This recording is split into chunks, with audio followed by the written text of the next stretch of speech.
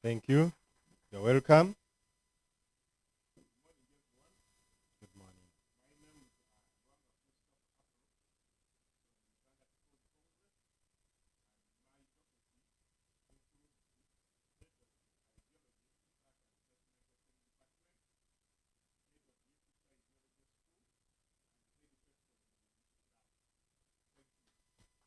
Thank you. You are welcome.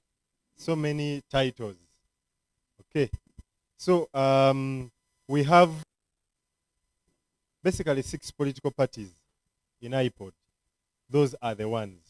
However, we will also be joined by some of our colleagues from the other party that is not in parliament, and that is, the party that is in parliament but not in IPOD, and that is NUP. We expect Honorable Mwanga Chivumbi will be here. My efforts to get to the Secretary General have not yet yielded, and a few other MPs from NUP. We hope they will be joining us. Okay, we have members from the academia. Professor, you're welcome to introduce yourself.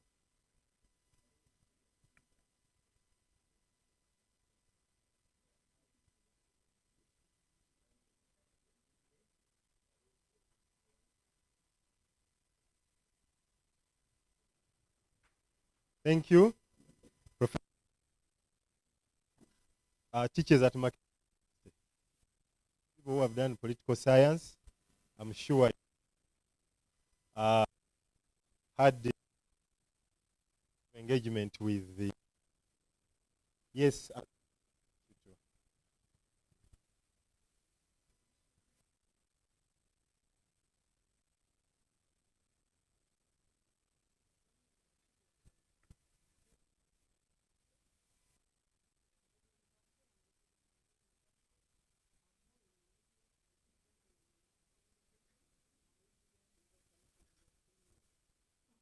You're welcome to have you here. Part of our discussion today from the findings that Francis will, is around the media freedom.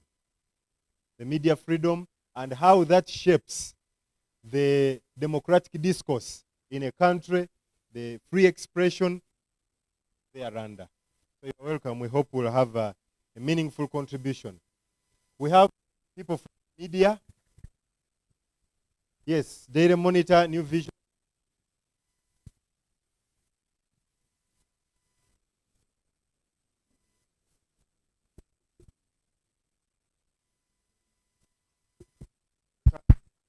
Okay.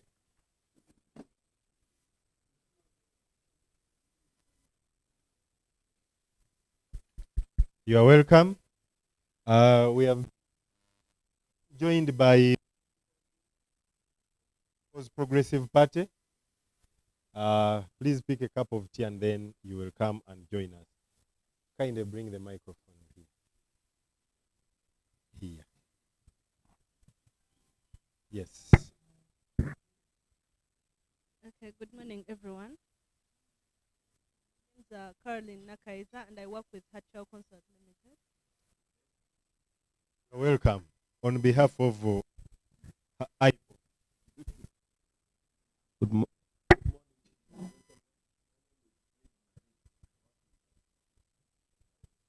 You are welcome. On behalf of IPOD.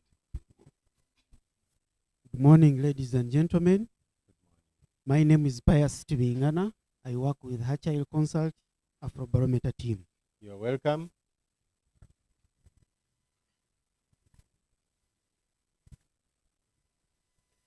Good morning, ladies and gentlemen. Stevenson, Sevume are my names, and I work with Afrobarometer and Achao Consult Limited. You are welcome. Good morning, ladies and gentlemen. I am Judge William Kanja, Hatchel Consult. Good morning, ladies. I'm Moses Chagulanyi. I work with Hatchel Consult, the national partners for Afrobarometer in Uganda. Thank you very much. You're welcome. Good morning, ladies and gentlemen. I'm Makanga Joseph. I work with Agile Consult, the national partner for the Afrobarometer Research Network. Okay, you're welcome. All right, ladies and gentlemen, allow me to pick the microphone. So our discussion this afternoon, the program we are going to be running with is, unfortunately, we have started a bit late, understandably so, but I would like to take this opportunity to officially welcome you on behalf of iPod and the HL Consults. My name is Lawrence Serwambala.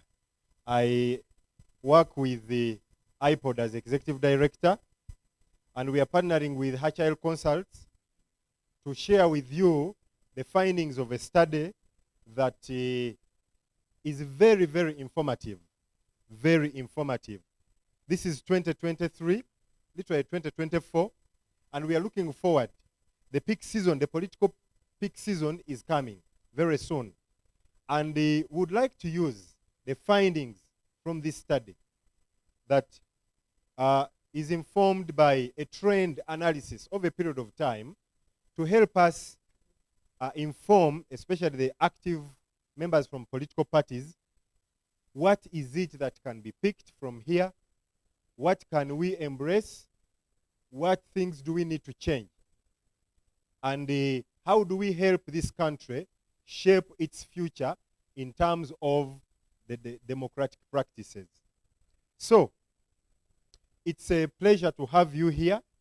We hope that during the course of the day, the discussion that we are going to have, by the time we get to lunch, or by the time we shall be signing out, we will have very significant takeaways in our respective facets, the dockets that we hold in the parties, whether it is the mainstream leadership, organizing, media, ideology, name it.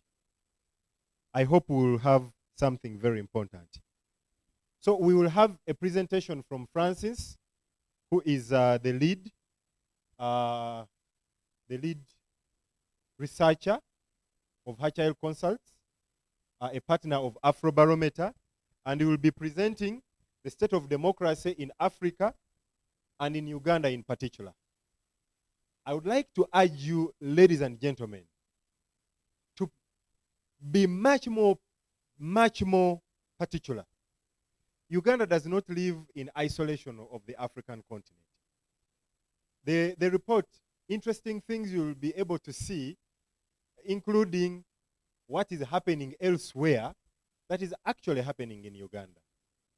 The homogeneity of certain aspects of democracy, expression, as they exist in other parts of Africa, so they are here.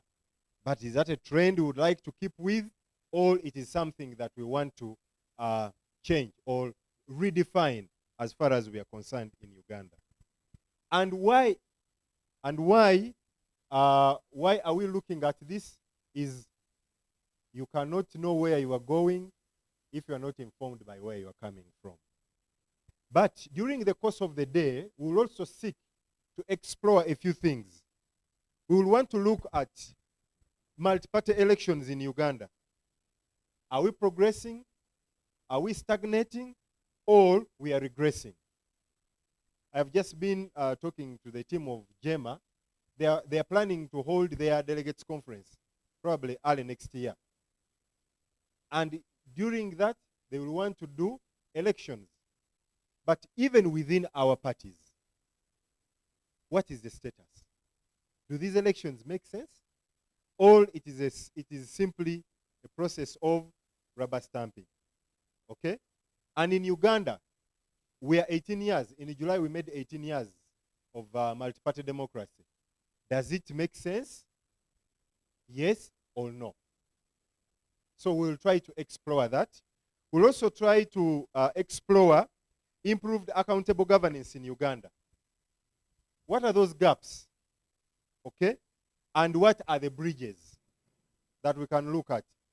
are we in a position to say that our leadership is accountable? Are Ugandans able to hold their leaders accountable when that signed?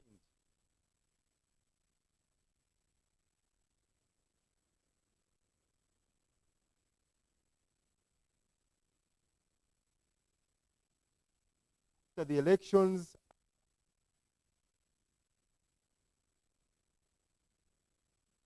the things we are at.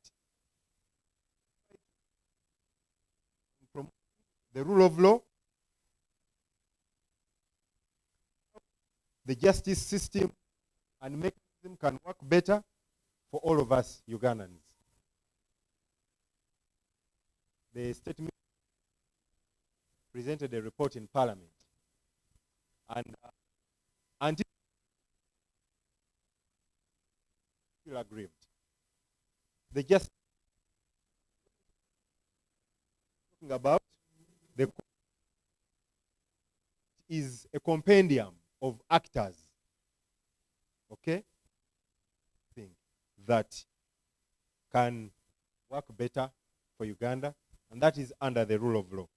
Finally, we will also explore speech and media freedom. We have seen, I think, positive news out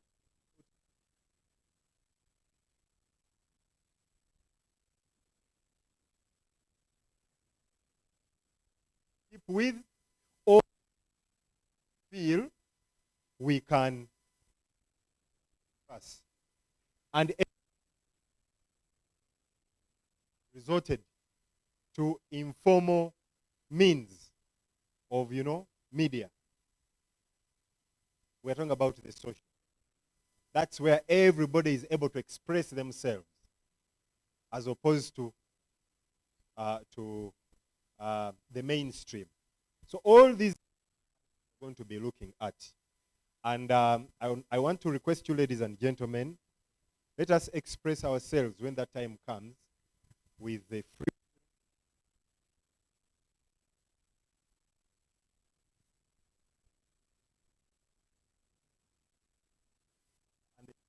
of this country. Before I invite Francis, I want to invite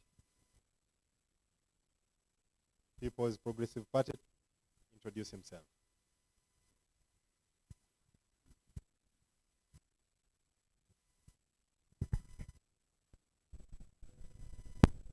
Thank you. My name is David Alira Pechokisika. I am the Secretary General of the PPP and a member of the iPod Council. I am glad to be here. Thank you. Thank you so much. Secretary General of PPP, the chairman. Okay, okay. So, you, okay. So right now, I'd like to invite Francis to kick us off. Through this very, very, very important discussion. Be very particular, especially what is in the interest of Uganda. Thank you.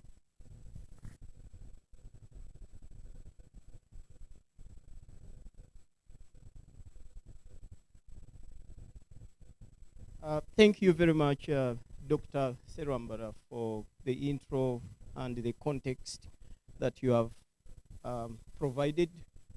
My name is Francis Chibirige. I'm the National Coordinator of the Afrobarometer Research Project in Uganda. I'm also the Managing Director at Hatch Consult. We are a social research company, and I'm going to be sharing with you the presentation from the most recent research and analysis we've conducted in the Afrobarometer data. There will be space at the end of my presentation for questions and discussions that Dr. Sirambara has alluded to. So if there are questions along the way, if it is not burning, like too big, we would ask it at the end when contributing to the discussions. We are researchers, friends. We also come to learn because, you know, issues such as democracy and to the extent to which a country such as Uganda has progressed in her efforts to democratize issues that you deal with on a daily basis. We may be studying these, trying to understand them, but we believe you live by them. About 2 weeks ago, we shared this same presentation in an public forum at Hotel Africana, where we invited a cross range of stakeholders, excluding political parties. You may have seen some of these being discussed on social media or presented in the main traditional media. The reason was that we wanted to have a special time with you and speak with you so that in a forum like this, we believe we can speak more freely and understand ourselves more freely.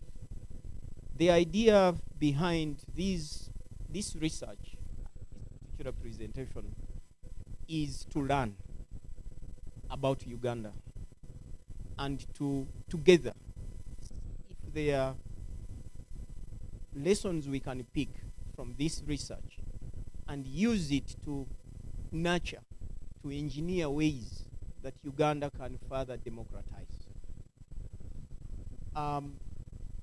The Afrobarometer, I'll shortly sharing.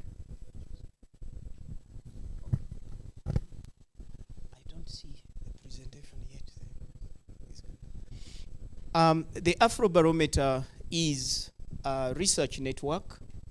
We are soon celebrating 25 years of Africa. We are currently conducting these surveys in 40 African countries. There are a couple of countries, obviously, that we are unable to go to for obvious reasons. We will speak about those briefly in our intro. I bring greetings from the Afrobarometer Secretariat that sits in Accra, Ghana, at the Center for Democratic Governance. We also bring you greetings from our regional headquarters at the Institute of Development Studies at the University of Nairobi, from Professor Kanyinga Karuti, who is our regional director. We also our directors for analysis, for research, who are all very interested. And I think we've started an hour late. I think I haven't checked, but many of them had also pledged to be online to follow the conversation. The Afrobarometer conducts regular surveys on the continent. Why do we conduct these surveys, you may ask? I will get to that slide, I think slide number 3. But before I go there, maybe I can say this, that by the year 1999, when we conducted the first rounds of surveys on the continent, it was back then very common to hear, especially in the international media, mentions or attributions that Africa was like one big village. Like if you knew about what Zimbabweans think, you probably don't have to worry to find out what Ugandans think. If you know what Mozambicans think, then you probably know what Malians or Ghanaians think. Why? They are all Africans. We still carry that label. You know, this is an African World Cup. You remember in 2010, but was it? So studies such as this series of Afrobarometer surveys have been able to unearth trends where we learn that Africans hold views pertinently, especially views on the way they would want to be led.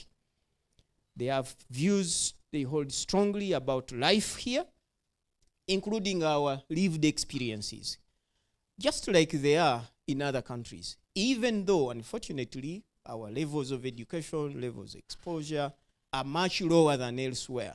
But that doesn't discredit or doesn't mean to say that we are not that we are not engaged, that we are not aware, which is what is one of the things we may probably pick from this survey.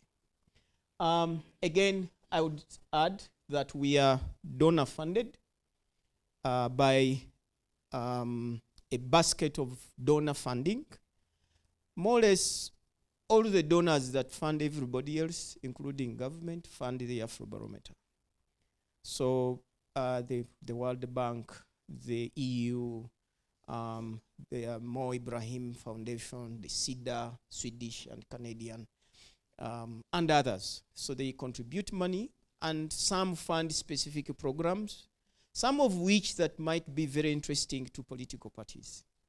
When I get to speak to you about our reasons for doing this research, and also the attempts we are undertaking, and many of these are being piloted here in Uganda, to mentor, to share more closely, for instance, through small group trainings, to share on ways how people can make use of this data. Okay? I will be sharing more in that regard. Okay, but let's start today's discussion. What's the state of democracy in Africa and in Uganda from a public opinion standpoint? There are many ways we can measure and understand these phenomena or these issues, but these surveys deal with what ordinary people think and feel like. This is what we will find from the breadth of this discussion, that both the demand for democracy and the satisfaction with the way democracy works in our countries is on the decline across the continent. It's not only in Uganda.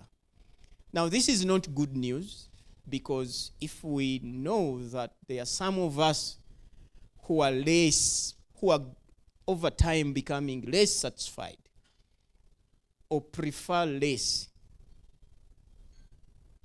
of this very beautiful concept of democracy, then the question is, what is it that they turn to? So if there are scores of people in a country that are giving up on democracy, what is it that they are turning to?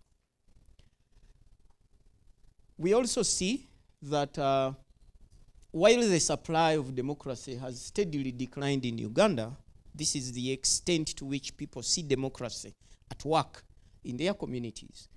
That trend is going down. The support for democracy, the people who say, yes, we want democracy, have a very interesting trend. It is cyclic. It goes up, usually when we are approaching an election year, and after the election year, there is a slump. There is a paper we have written, it's published on the Afrobarometer website, I can share, where that trend is discussed in more detail.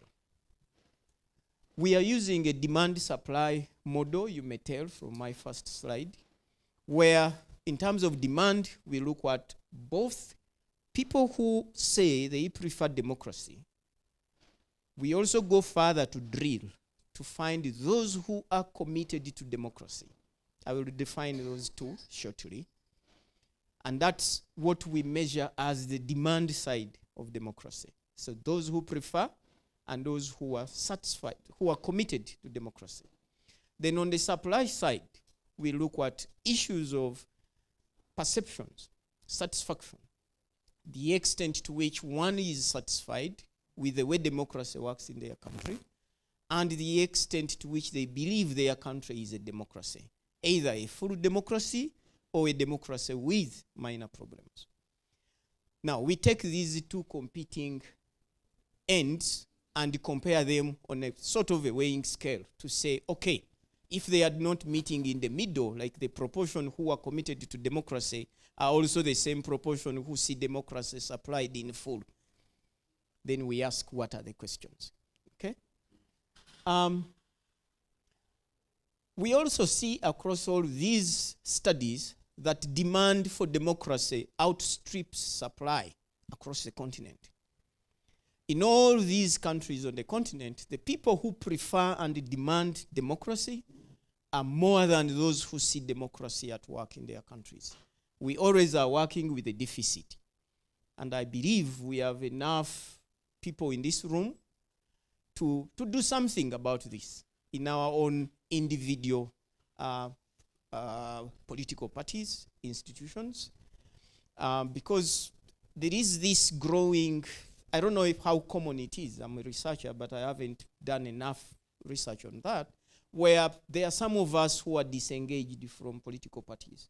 We tend to say, I belong to none, so I don't care if any is in problems. But the reality is that ever since we moved, we returned to multi-party dispensation in 2005, then we should care about political parties, how healthy they are, even if we don't subscribe to any of them. Because those political parties collectively provide a measure of the extent of democracy and Uganda's democratization process, the speed at which we can achieve or attain full democracy, if I may say so. So I may not belong to any party, but I should care that parties are functional, are strong, have space to breathe and to work, because those collectively have a role to play in our democracy.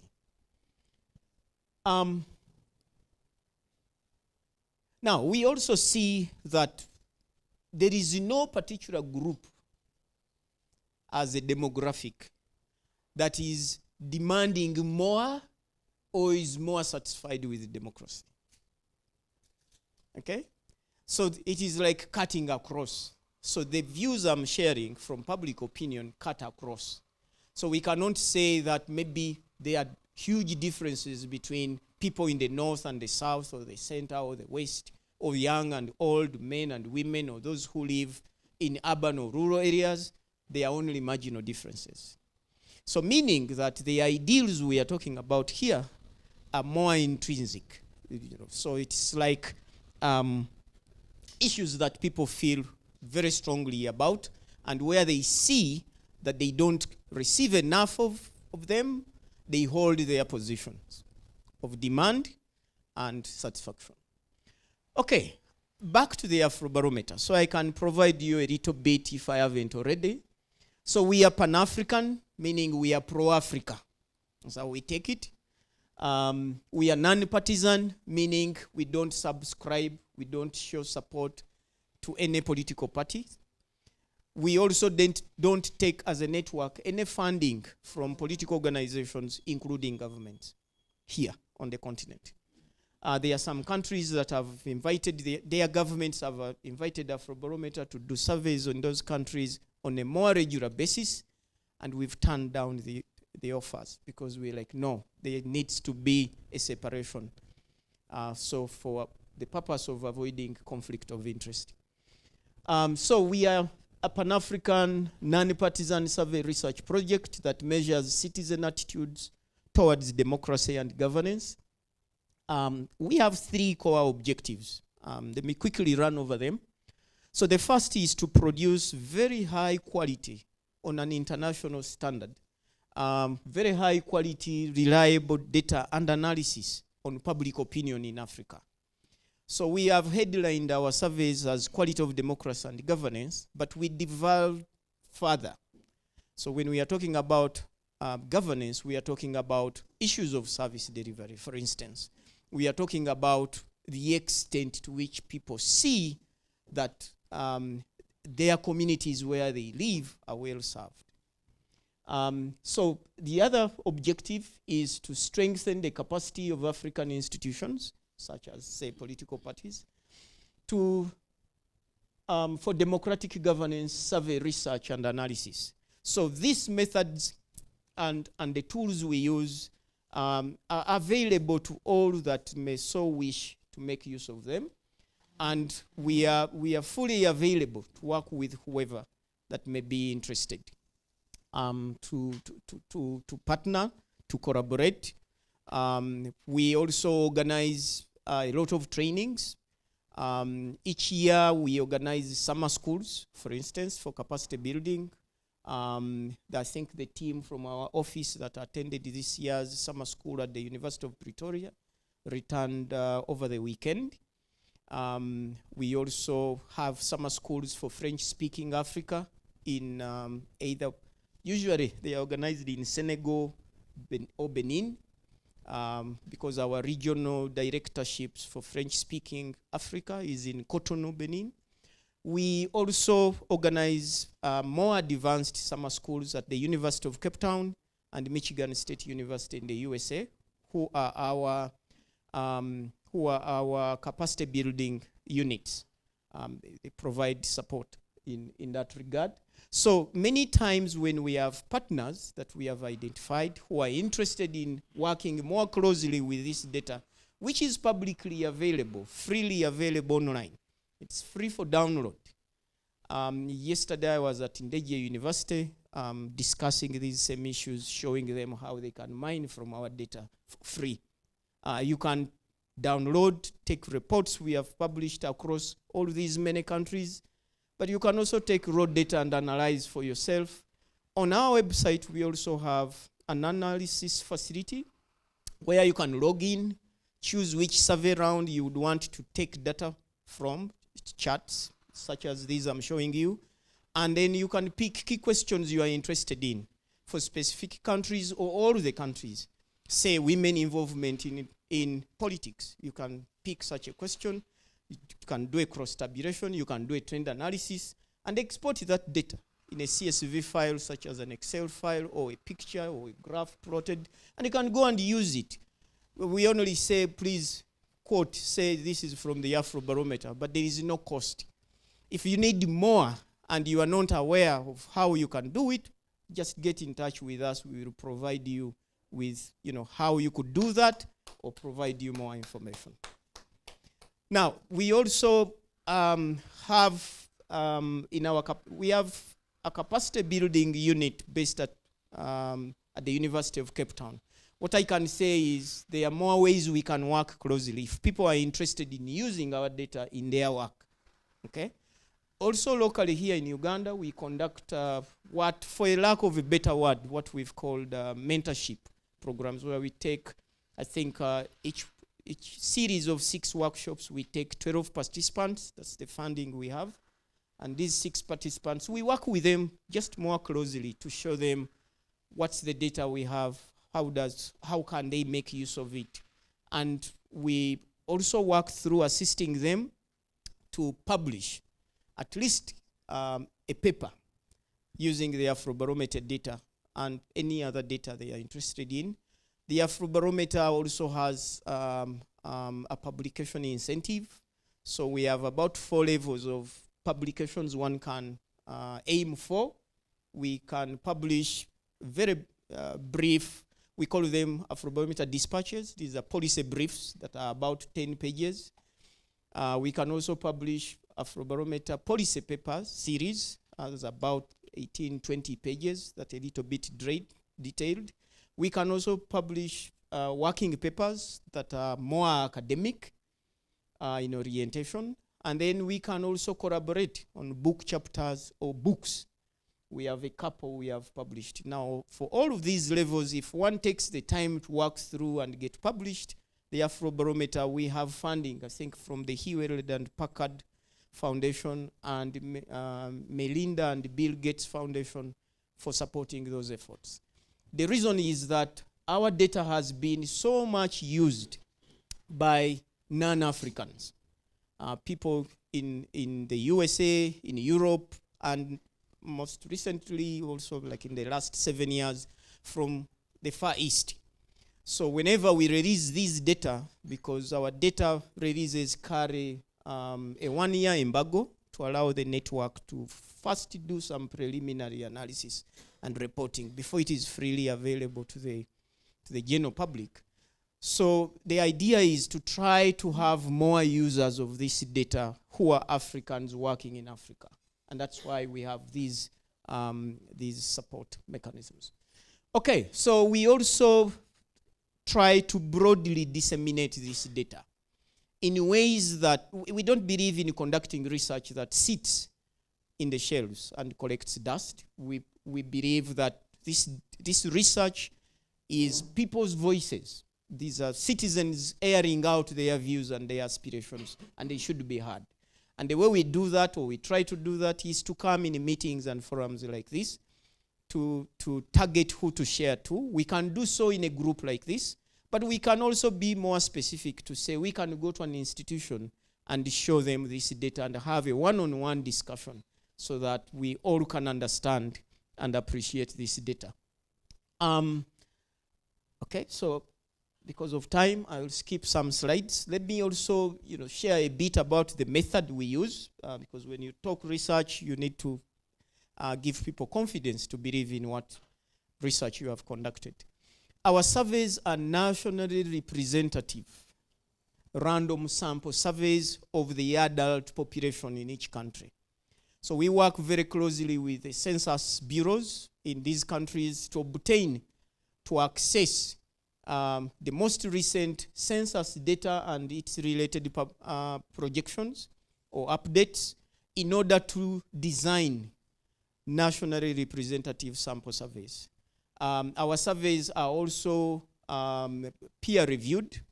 In Uganda, we've been fully reviewed by the IRBs through the Uganda National Council for Science and Technology, which I think is across the corner here, and also by UBOS, by Uganda Bureau of Statistics review for the administration of the statistical system in Uganda, as they put it. So we have research permits that have been renewed for 4 years each. And in our surveys, all respondents are randomly selected at each stage. So maybe just to give you a closer feel, our standard samples in Uganda, excluding the oversamples we sometimes take to make sure that some smaller cleavages of the population that may not be fully represented in a purely random sample, if we may need to analyze them separately. Our standard samples are 2,400 adult Ugandans. So we will randomly select 300. We will randomly select 300 villages. In each village, we interview 8 people. Those 8 people, we pick them from 8 randomly selected households. So in each village, after selecting the 300 households using UBOS data, we will obtain enumerator area maps from the Uganda Bureau of Statistics. Then these maps assist our teams when they visit the communities. We recently migrated all our data collection to electronic data collection using data collection apps. And our teams will visit this village.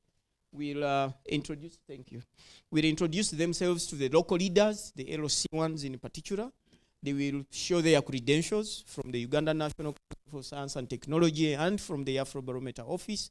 Once they gain access to the village, not that they will be refused, but you cannot enter a village just like that. You have to let the leaders know.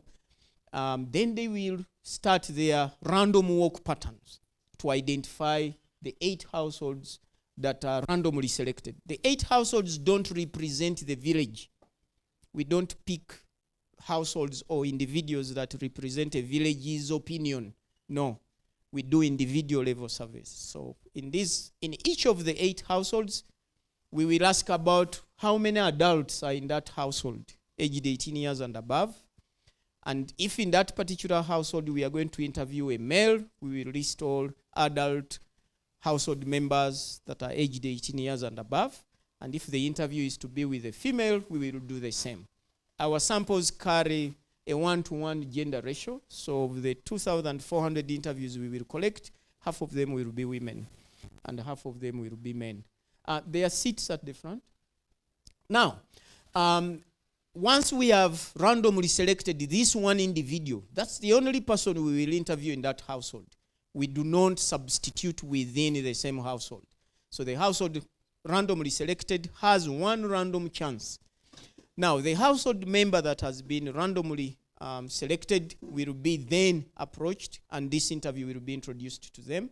If they accept to be interviewed, then we will take their personal views and not their opinion about the views of everyone in the household. So they are individual surveys conducted individually.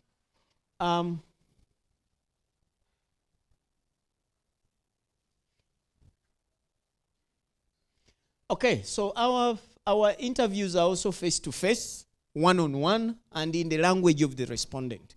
So we have teams that go across the entire country. We will climb every hill if there is a village that has been sampled there. We will cross all water bodies. We have teams that speak all these languages. They are hard to go places. You are all Ugandans. You know which places. Sometimes when it is raining, it is not easy to access every village. But we have put teams on boats, well, not very small ones. We look for big ones with life jackets and sent them to the islands. We've gone to the mountains in the Elgon or Rwenzori subregions. We've gone to Manyatas far deep in Karamoja subregion to make sure that every village that has been sampled is reached. And we do the same even in the other countries. So there are some countries, especially in the Sahel, where interviews are done in the late evening, and you can only start around 5 to finish your interviews around midnight because it's so hot during the day. So the Afrobarometer goes to very extreme attempts to make sure that the views of everyone who has been randomly selected are captured and reported. We use a standard questionnaire. So that questionnaire, standardized across all these countries, enables us to do two things. One, we are able to compare each country to its former self. This is around 9 surveys in Uganda, and we have done 9 rounds of surveys in Uganda since the year 2000. So our standard questionnaire carries about 60 to 70% of questions that were asked the previous round as well. So meaning we can compare Uganda today to the Uganda of 2005, to the Uganda of 2000, to the Uganda of 2008 when we did round 4, or to the Uganda of 2005, 2011 when we did our round 5 surveys. Okay, so it also allows us to compare each country to the other countries. So we can compare Uganda to Zimbabwe, we can compare Uganda to South Africa, to Mali, to Senegal, because we are taking the same design, the same survey design. Okay. I have talked about all this. Perhaps what I can say is that this particular survey that we are reporting from was conducted in January of 2022 across those villages I have mentioned, and these are 119 districts. Now, you may wonder, if you did the survey almost a year ago, why are you showing us results now? Our surveys are big. They carry a lot. We study a lot. We carry more modules in the survey. So we analyze modules at a time. We don't have a country report, sort of. So there will be, for instance, this is a report on state of democracy in Uganda, but we also have another report that you will find us sharing with local administrations in the new cities that is focused on social service delivery expectations in those new cities from public opinion. So we take thematic reports, and this is what I talked about earlier. So this is the part of Africa that we are missing for various reasons. So either there is no currently there are no updated census data that we can use to design nationally representative samples, or because of insecurity, or a combination of those factors. So that's why we are missing that belt, a bit of the Horn of Africa. Hopefully, our hope is that, you know, by the time we are doing round 10, which is in the next 2 years, or round 11, we might be covering the entire continent. Okay, so these are some of the themes that you will find in the Afrobarometer survey. So obviously, issues about democracy and governance, issues about trust in national or state institutions and non-state institutions. We also carry questions about accountability. You know, in this particular presentation, we talk a lot about accountable governance.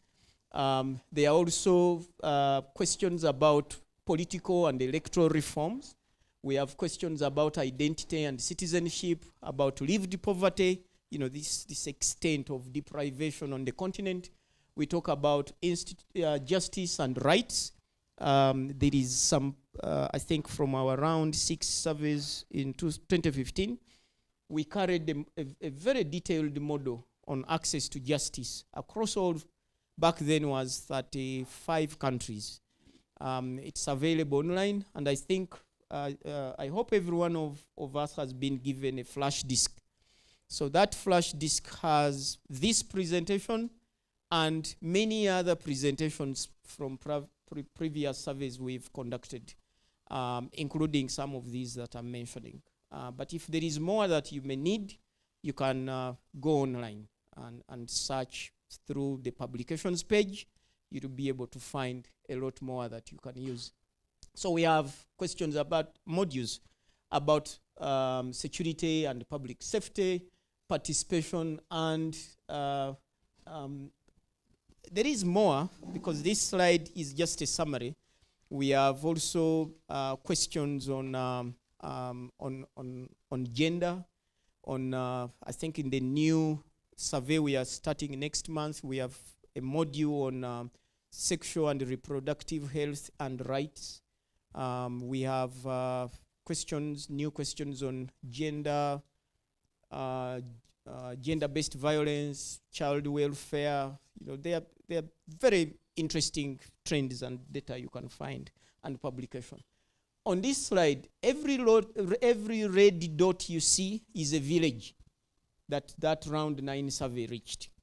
Now, we plotted it on a population density map to show you that our samples are sensitive to population size.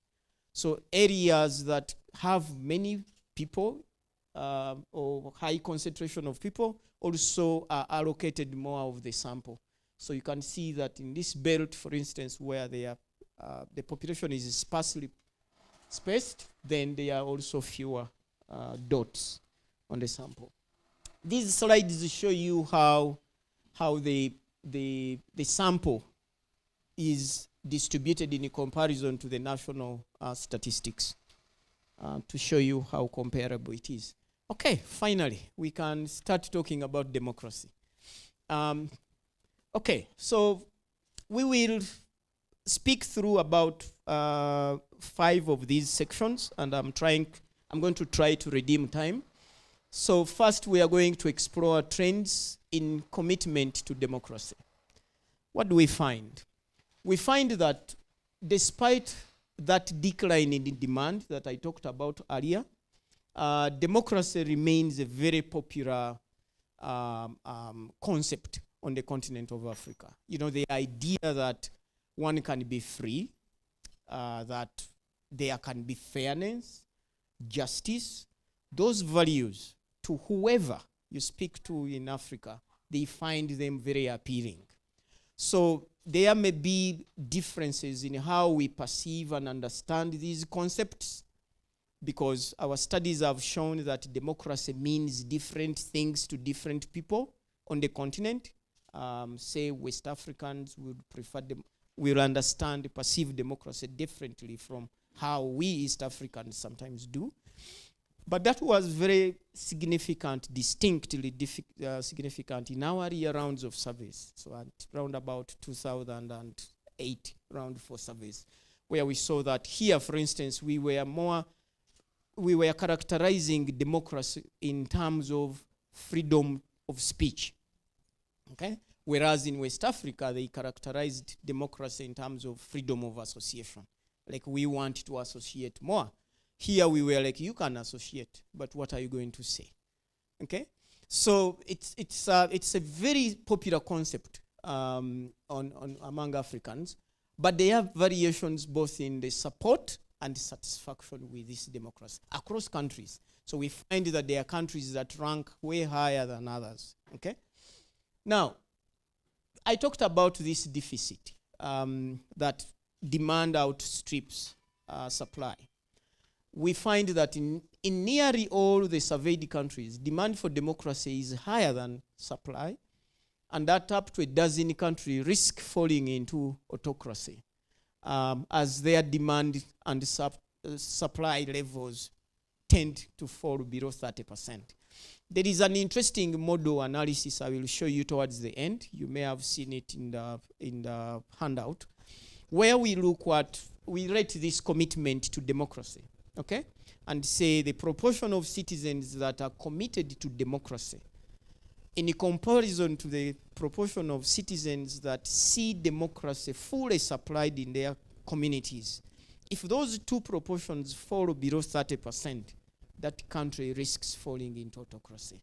And all the countries, incidentally, that we have in the recent, past, early this year, late last year, that we have seen turn into military coup takeovers, tend to fall in that bracket in our analysis.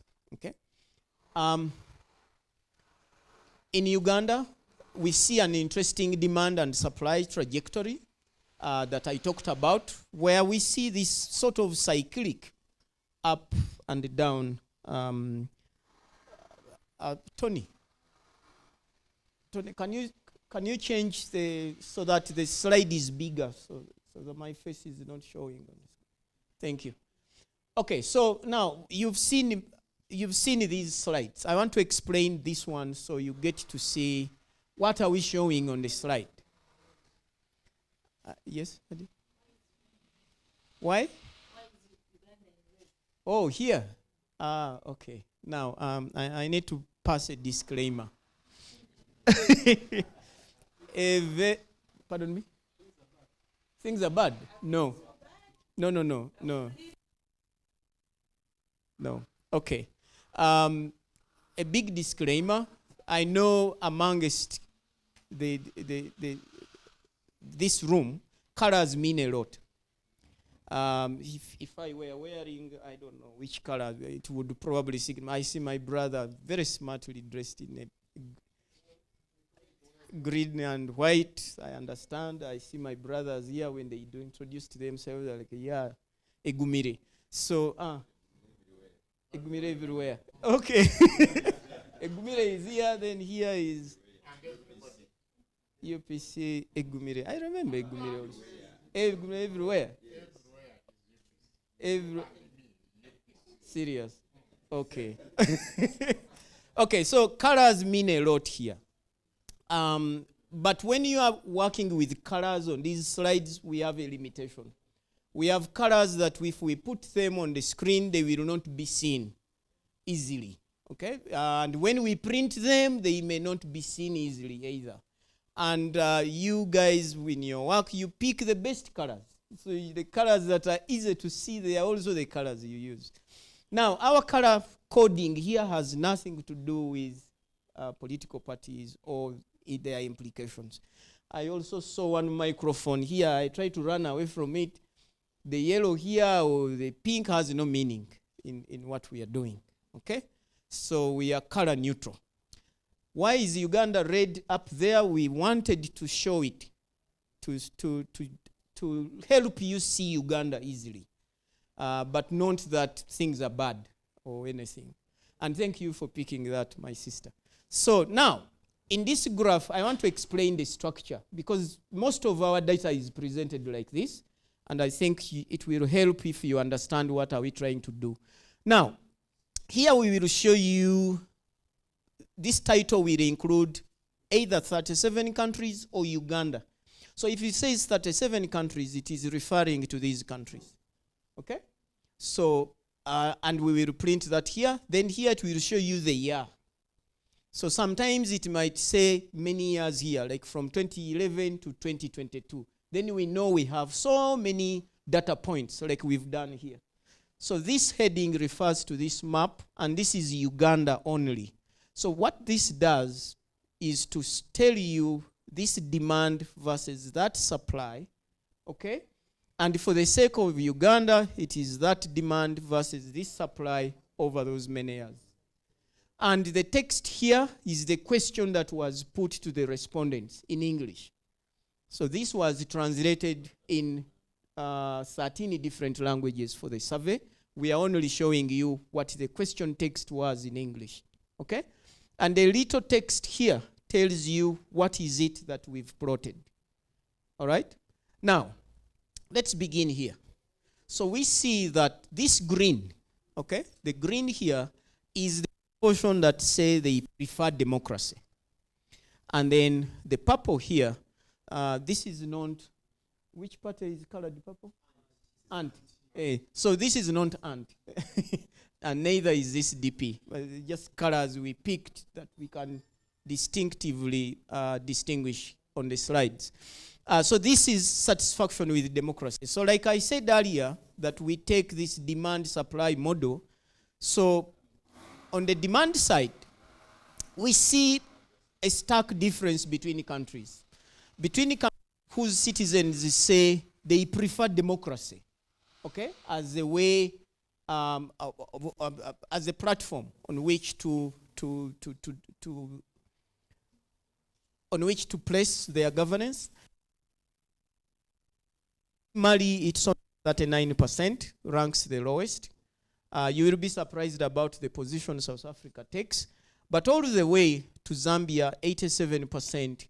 These next three countries are the same position. So we can say Uganda takes position number 3 on the continent of Africa, just behind Zambia, Lesotho, Senegal, and Cape Verde, in preferring democracy. So we are way up there.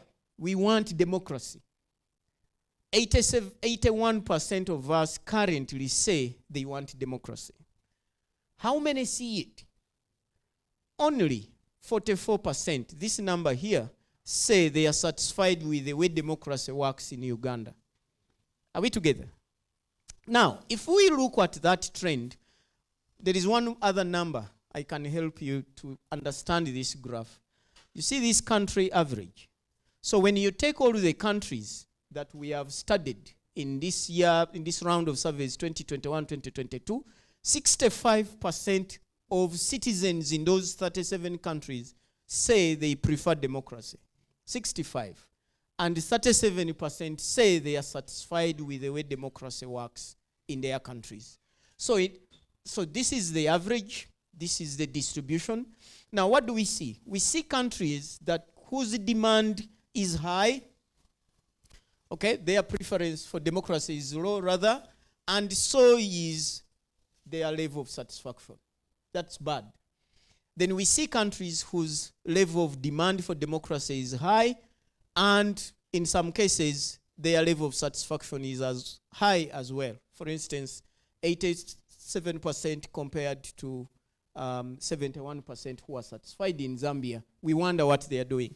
Now, this is what I talked about earlier, that in Uganda, from the year 2000, 67% of us were interested, were preferring democracy, okay? And that has risen and fallen in that kind of a manner. You can plot election years we've had. 2001, you see we were improving. We were more expectant. You can put 2006, we see we are climbing. You can put 2011 here. Well, that's unique. But going into 2016, we were more expectant. Going into 2021 here, we were also climbing. So that's what I meant. Now, those numbers, if you plot the point differences and you study those differences in those levels of satisfaction with democracy, you will see that that bounce increases each time we go into the next election. But it is this line that is also interesting, where we look at people who say they are satisfied with the way democracy works, that keeps dropping consistently. Okay, now, when you look at the entire continent, what is this? I talked about the commitment to democracy. How do we construct this? Now, remember that we are working with opinion. So, in order to find, it is like, if I talk to Dr. Serwambala and say, Siri Kutambala in Uganda, we say like, I will be your friend always and please do the same, always be my friend. And he says, yeah, I will be there for you all the time. Okay? And then all of a sudden I'm like, you know what, I lost my wallet. Can you give me some 50,000 to help me get back to the office? He's like, leave me alone, go your way. Then I can say, okay, but you just said you will always be there for me. Now, we do the same kind of test here, where we say, we don't want lip service commitment to democracy, where we say, I prefer democracy, but let's interrogate this preference a lot further and say, contrast it with these alternatives that have been common on the continent of Africa. Those alternatives like one-man rule, like one-party rule, and military rule. So if a respondent unequivocally rejects these alternatives to democracy and prefers democracy, we say they are committed to democracy. Oh, okay, all right. Thank you. When we said one-man rule, we were sensitive to gender as well. So one person, one-man rule includes one-woman rule. Thank you, Prof.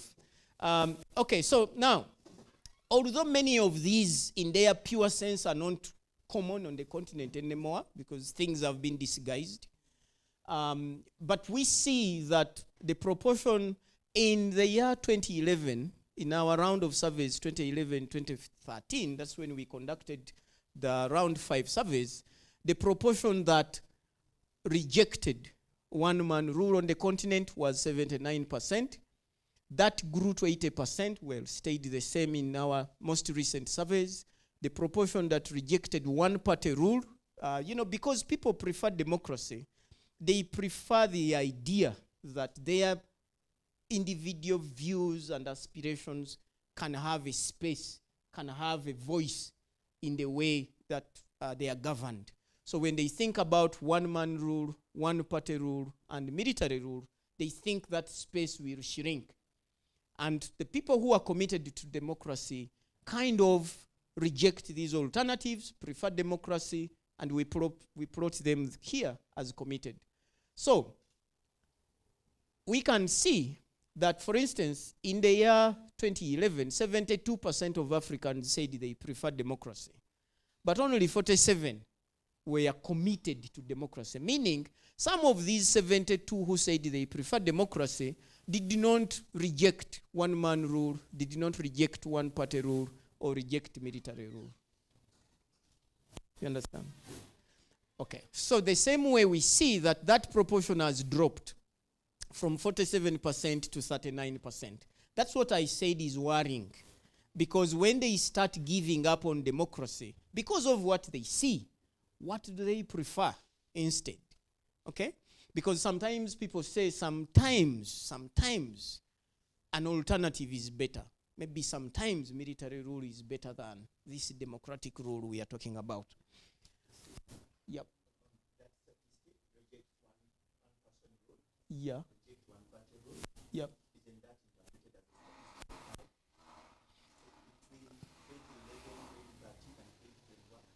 Yes. Yes, there is no statistical difference within the margin of error. Yes. So the views stayed the same. Okay. Okay, so we wish to interrogate this further. So when we say, earlier on I said there was no difference. So we picked this just one cross-tabulation of these support for democracy or commitment to democracy, and we we compare that across these age groups. So people who are between 18 years and 35 years, 36 and 55 years, and over 55 years. And for instance, in rejecting in one-man rule, there is no difference. This is from our most recent survey. There is no difference. There is very little minor difference between those aged 55 and over and their younger counterparts.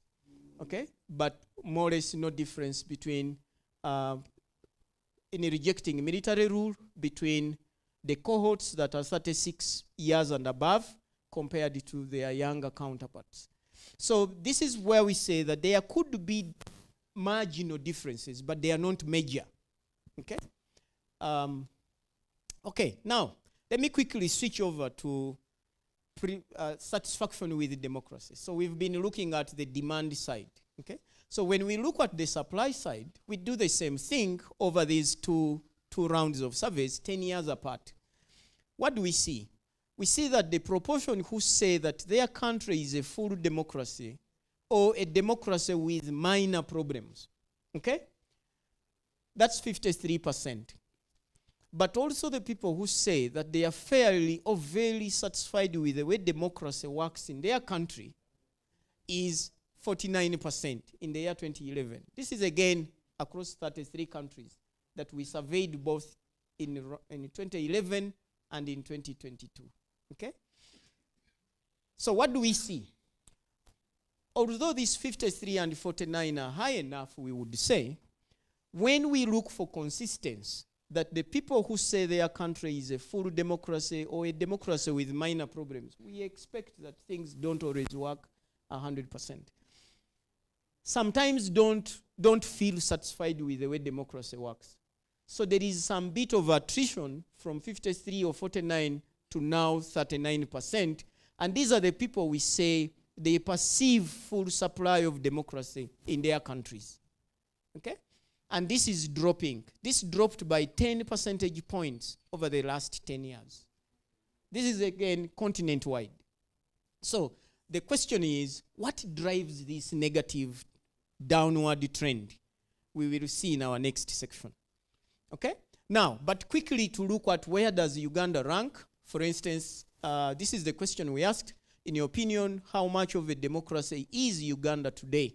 So we are plotting the proportion who said Uganda is a full democracy or a democracy with minor problems. Okay? And that has ranged from this 40% to 48%. More or less stayed the same. This is where Uganda is today at 48%. This is the African continent-wide average for 37 countries, 46%. Okay? If we look at commitment to democracy, now this is interesting. If we think continent-wide, okay? Look, when we look at the people who are committed to democracy, like we defined above, and the people who perceive a full supply of democracy in this green color, this is what we see. That Uganda ranks up there, number 2 just behind Zambia, in commitment to democracy, okay? So 62% say they are committed to democracy, but only 34% see a full supply of democracy. 39% is the continent average for commitment to democracy, and only 29% of Africans across these 37 countries perceive a full supply of democracy in their countries. Now, together with me, please, look at the countries that rank below the 30% mark. Okay? Remember, we talked about commitment to democracy and those who fully perceive democracy to be supplied in their countries. When they fall below a certain threshold, there is a risk of autocracy. We can see Mali, Burkina Faso, we can see Tunisia, we can see Mozambique. South Africa is an exception, I will tell you why. There is Nigeria, there is Sudan. So countries that we have associated more recently with unrest fall in that category. Which means these views matter. That people, especially on this scale, have given up. They neither demand nor see. Okay? And for each of those categories of countries, we have some interesting, although theoretical, recommendations that can be undertaken. Okay? I think to save time, let me skip through these slides because we've talked about them a lot, and go to, we talk more about democratic norms, because democracy is an ideal. People yearn for this idea of freedom, equality, justice. But you cannot see equality, freedom, justice walking on the street. Those tenets of democracy are seen, are embedded in the way institutions work in the country. And those institutions, we want to look at the norms that form sort of the pillars on which those institutions perform. This is what we see, that Africa sees high support for democratic norms, particularly norms that govern elections, free, fair, credible elections, multi-party competition, the fact that in a democracy you need more than one political parties in order to give voters or citizens a choice in who governs them, okay? And also high support for limits on the executive, the fact that Africans prefer age and term limits on their executive. But citizens are not satisfied with how these norms work in their countries, like we have seen. In Uganda, a majority support elections and multi-party competition, but are not satisfied, okay? I will show you why. Now, support for these norms, like we saw support for democracy, does not change drastically across demographics. We are only pulling out age here, but we could have done the same with the other demographics, and it would look the same. Now, this is views on elections. I'm sure many in this room would be interested in this slide. So, across the entire continent, in the red color, we have those who support elections. Okay, we should choose our leaders in this country through regular, open, and honest elections. The alternative was, since elections sometimes produce bad results, we should adopt other methods for choosing this country's leaders, such as appointing them, and avoid the hassle and that comes with elections. Africans unequivocally say, no, we want elections. We want free, fair, open, competitive elections. However, those who say that the last election was free and fair, they rank like this in green, okay? So the average is 75% on the continent who prefer free, fair elections. 59% say the last election in their country was free and fair, okay? And when we look at Uganda, 83% here prefer elections, and only 55% say the last election was free and fair, okay? If you look back in time, 10 years ago, you will see that in the year 2011, in the year 2012, after the 2011 general elections, 64% said that election was free and fair, okay? And that has dropped to 55 currently. Now, there are reasons for this downward trend, and one of them, in our data, we see that many citizens feel that although they prefer many political parties, when political parties compete, that competition often results into violent conflict. So the fact that there is violence, intimidation, that accompanies multi-party political competition in Uganda is something that drives these negative views. I will show you in a moment. So views on multi-party competition, we asked our respondents, political parties, okay, which of the following statement is closest to your view? Okay, there was a first statement that read, political parties create division and confusion. It is therefore unnecessary to have many political parties in this country, okay? And then the second statement was, many political parties are needed to make sure that citizens have real choices in who governs them. Okay? These are the two statements we put to the respondents. And look what they have said. In the blue, okay, we have the proportion who say many political parties are needed. Okay? Many political parties are needed. Uganda ranks up there, just behind Botswana, where 79% of us say currently that many political parties are needed. However, 74% say that political party competition leads to violent conflict. So the question we put to the respondents was, in your opinion, how often in this country does competition between political parties lead to violent conflict?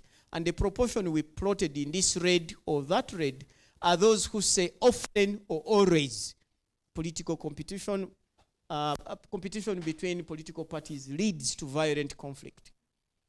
So this graph here for Uganda is not tenable. Why? We start low here in 2002 in the preference for many political parties. And when in 2005 we go back to multi-party, we become fully blown multi-party dispensation. And that's healthy for democracy. However, this red line, I would have put it in any other color, is also increasing, where people say when these parties go to work, there is violent conflict.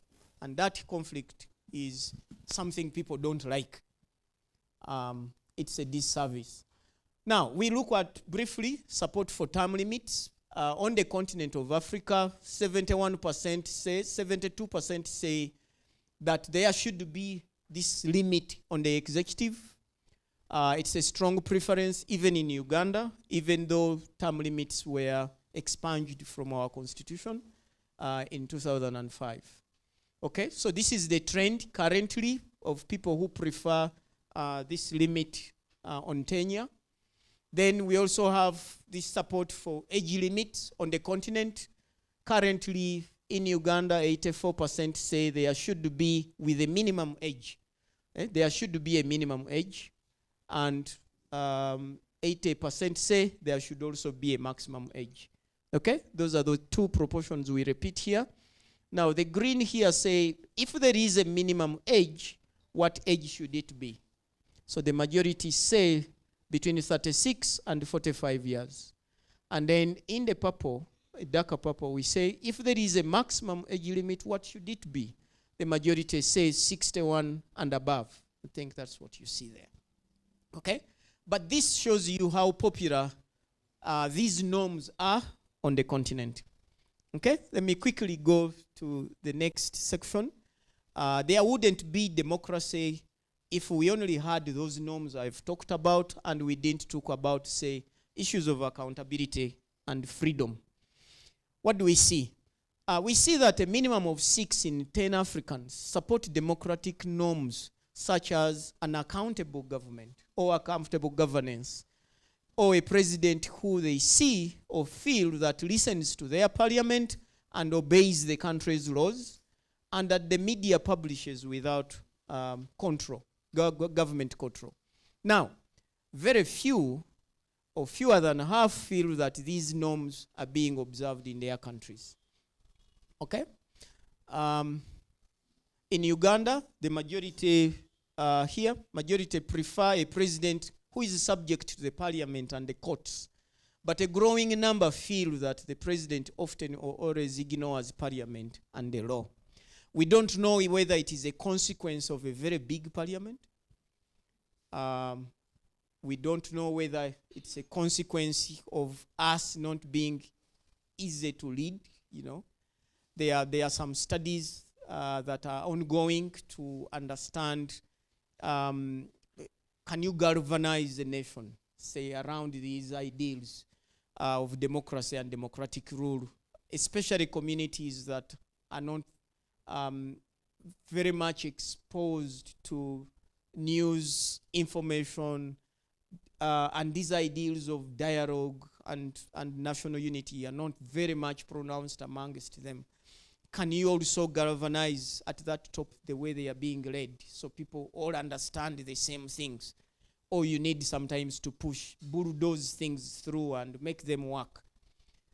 So those studies could prove very useful. But let's deal with what we have at the moment. Now, the demand for accountable government, this is how we measured it. We said, which of the following statements is closest to your view? That it is more important to have a government that can get things done even if we have no influence over what it does. Okay? Now, the second statement was, it is more important for citizens to be able to hold government accountable, even if that means it makes decisions more slowly. So the proportion we plotted here in red is those who said they agree or agree strongly with accountable government. Okay? Now, we should also be, who should be responsible for making sure that once elected, members of parliament do their jobs, and once elected, the president does his or her job. Okay? Now, we plotted the proportion who save voters. Now, in that question, there were alternatives. We said, is it the voters? Is it their own individual political parties? Is it the president? Is it the parliament? To make sure once elected, these two categories of leaders do their job. So we plotted a more democratic norm where citizens say, it is our job, we voters, to make sure that those that we have elected do their job. Okay? So that's the one we plotted in this green. What do we see? We see that the average is 60% on the continent who believe that the president should be accountable to, that there should be an accountable government. They prefer an accountable government. And we also see that 49% of Africans say that they believe they themselves as voters are responsible to making that once elected, their leaders do their job. What do we see in Uganda? The red line shows us those who prefer an accountable government, and the line in that lighter blue shows us those who feel that they themselves are responsible to make sure that once elected, their leaders will do their job. We think there is a lot of ground to build on here to cultivate more democracy, because if you have people who feel there is something they can do, and that proportion is growing, 66%, that is 2/3 of our adult population who feel there is something they can do.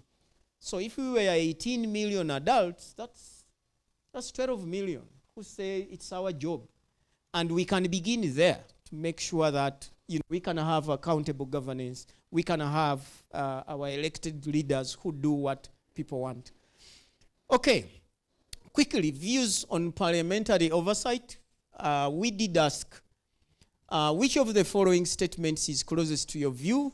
Parliament should ensure that the president explains to it on a regular basis how his government or her government spends taxpayers' money. Statement 2, the president should be able to devote his full attention to developing the country rather than wasting time justifying his or her actions. We customized this for Uganda because we have, our president is male, so we took out she, that we would have, for instance, used in Tanzania. Okay? Now, for the supply side, we asked, in your opinion, how often in this country does the president ignore parliament and just do what he wants? Okay? This is the proportion who say that parliament should monitor the president. Okay? In this lighter blue. And in the green is the proportion country. They think, the ordinary people think, that the president often or always ignores that parliament. Where is Uganda? Okay, so you can look at interesting countries. This is Sudan in the north. 43% say the parliament should monitor their president, but this question wasn't asked in Sudan. This 100%, please don't interpret it. Not everybody said their president doesn't. We should have removed it, should have stayed as 0. That number should have been there, but this is a 0, please.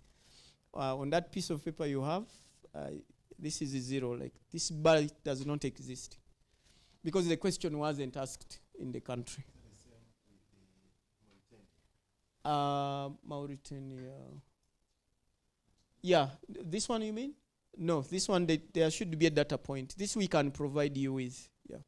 But this should be a 0. The question wasn't asked.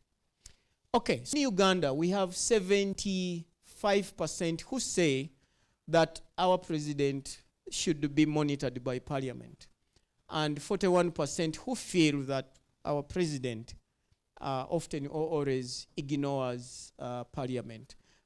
The worrying thing is that trend is growing. So it used to be 46%, about half of us in the round 5 surveys. It dropped to about a quarter of us in our 2015 survey, but we see it is rising back to what it was in 2011, okay? Which is a worrying sign.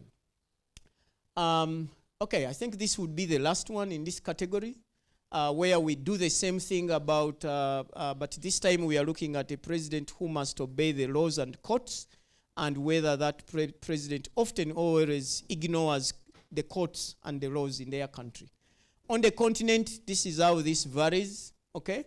You will find that Uganda is in 79% here, who say that our president must obey the courts and the laws. Meaning, there is about 11%, 21% who say the president shouldn't obey the laws and the courts.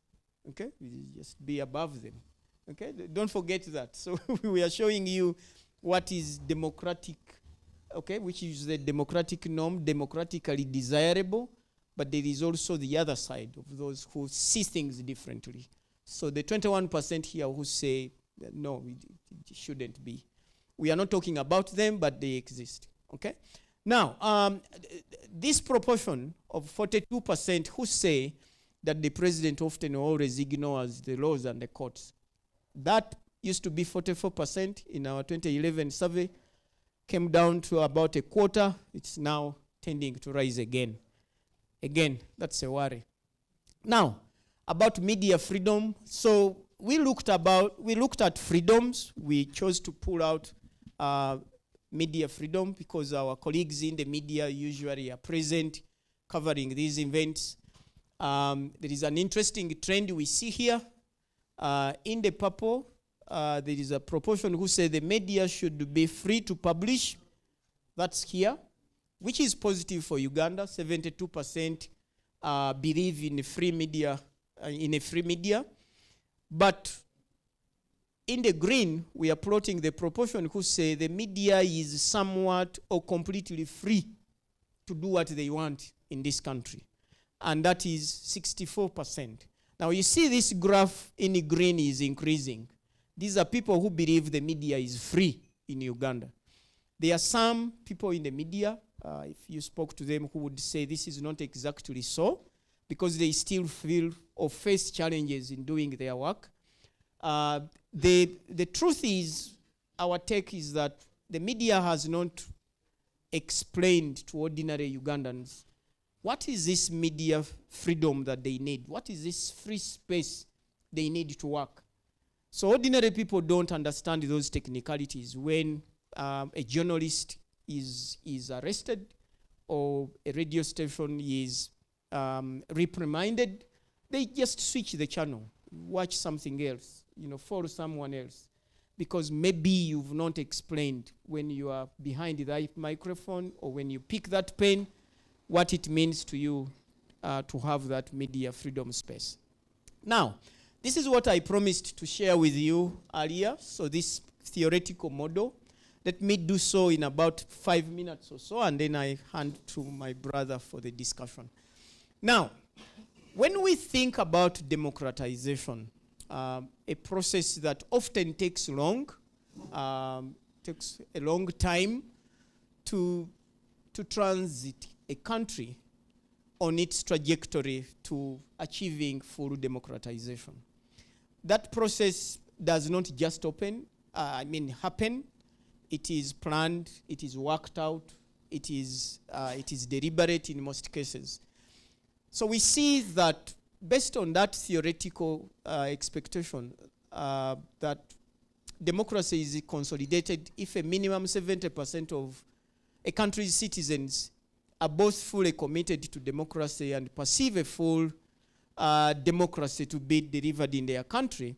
African countries have struggled since the year 2000 when we started these assessments to consolidate democracy despite some making modest gains. Okay? We are going to show you which ones have reached where and where does Uganda lie and what kind of progress has Uganda made since the year 2000. So between 2000 and 2005, Uganda looked more like a supply-led democratic regime. I will explain what I mean by that. But since public opinion swung in favor of a return to multi-party elections after 2005, we have looked more demand-led. Again, I will explain. But let's first look at this more clearly.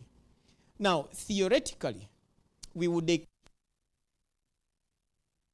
on this scale, hey, I hope I don't lose some of us when I start showing graphs of this kind. Don't remember math. Don't remember graphs in school. This is just placing a country, okay? On this side, we have a proportion of citizens in the country who are committed to democracy. You remember that commitment to democracy we saw earlier? And on this side, we have the proportion of citizens in that country who see democracy being delivered. If, for instance, there is 10% people in the country who feel that their country is a democracy, we will know that that country is here, for instance. And if another 10% in that country demand democracy, then we will know they are there. When we draw a line, it will meet here. Then we will say that country is located here on this graph. So countries are on this journey, developing from autocracies where systems of governance are not based on democratic principles we have looked at earlier, on a journey to democratize, to reach a full democracy at the top. Now, when the proportion of citizens in the country that see democracy being delivered and also demand for that democracy exceed 70%, in most cases, those countries have democratized, okay? But when that proportion of citizens who see democracy and demand democracy both fall below 30%, in most cases, those countries turn or are autocracies. Meaning, in here, citizens' voices have very little room to play into what is going on in the country. Whereas under full democracy, there is a lot of room for citizen participation. In between here, we call it a consolidation zone. Now, if a country is located here, we say it is more supply-led. So people like, for instance, if a country is in this zone, its level of perceived supply of democracy will be higher than their level of demand. So for instance, if it is 60 here, it will probably be 40 on the upper scale. So that country will lie somewhere here. Meaning, citizens in that country see democracy being supplied, but they don't demand for it. Thank you, they gave us, they would say. Whereas if that country lies in this corner, very likely they will be demanding more than they see being supplied. So people here will be like, we know what democracy should be like, so please give us democracy, because we don't see it. Okay, so when you are thinking about interventions, you recommend different interventions to countries located here vis-a-vis countries located there. So we want to see in these 37 countries, where are they? And which journeys have they taken? And that's a much longer analysis. I can refer you to a paper we published in 2010, where we looked at that trajectory for many countries and in Uganda. What I'm going to show you now, or the slide that follows this, is Uganda specific. Okay? Now, this is where we are. Thank God we are not here. Okay? All right? But we also know we are not there. So we want to go where we are a full democracy. I said, if we lie below this line, we are supply-led. Supply meaning we see democracy that we are not asking for. That is bad, because how can you be given something you don't want, you don't ask for? Okay, so people should demand at least equal to what they see. That is consolidation. So that's when you are along this line. Now, this is interesting. The numbers you see in front of Uganda, this UGA is a prefix for Uganda, because we couldn't write a full word for Uganda. Then these are years that signify when those surveys were done. This was our survey in the year 2000. This is our survey in the year 2002. This was our survey in the year 2005. This was our survey in the year 2008, round 4. This was our survey in the year 2012, which was our round 5. 2015 was our round 6. 2017 was our round 7. 2019 was our round 8. 2022 was our round 9. We are here, okay? We started here in 2000. You see this cluster of 3 surveys, they are all below that line I talked about. So during that time, before 2005, we were more supply-led. We were under the movement system.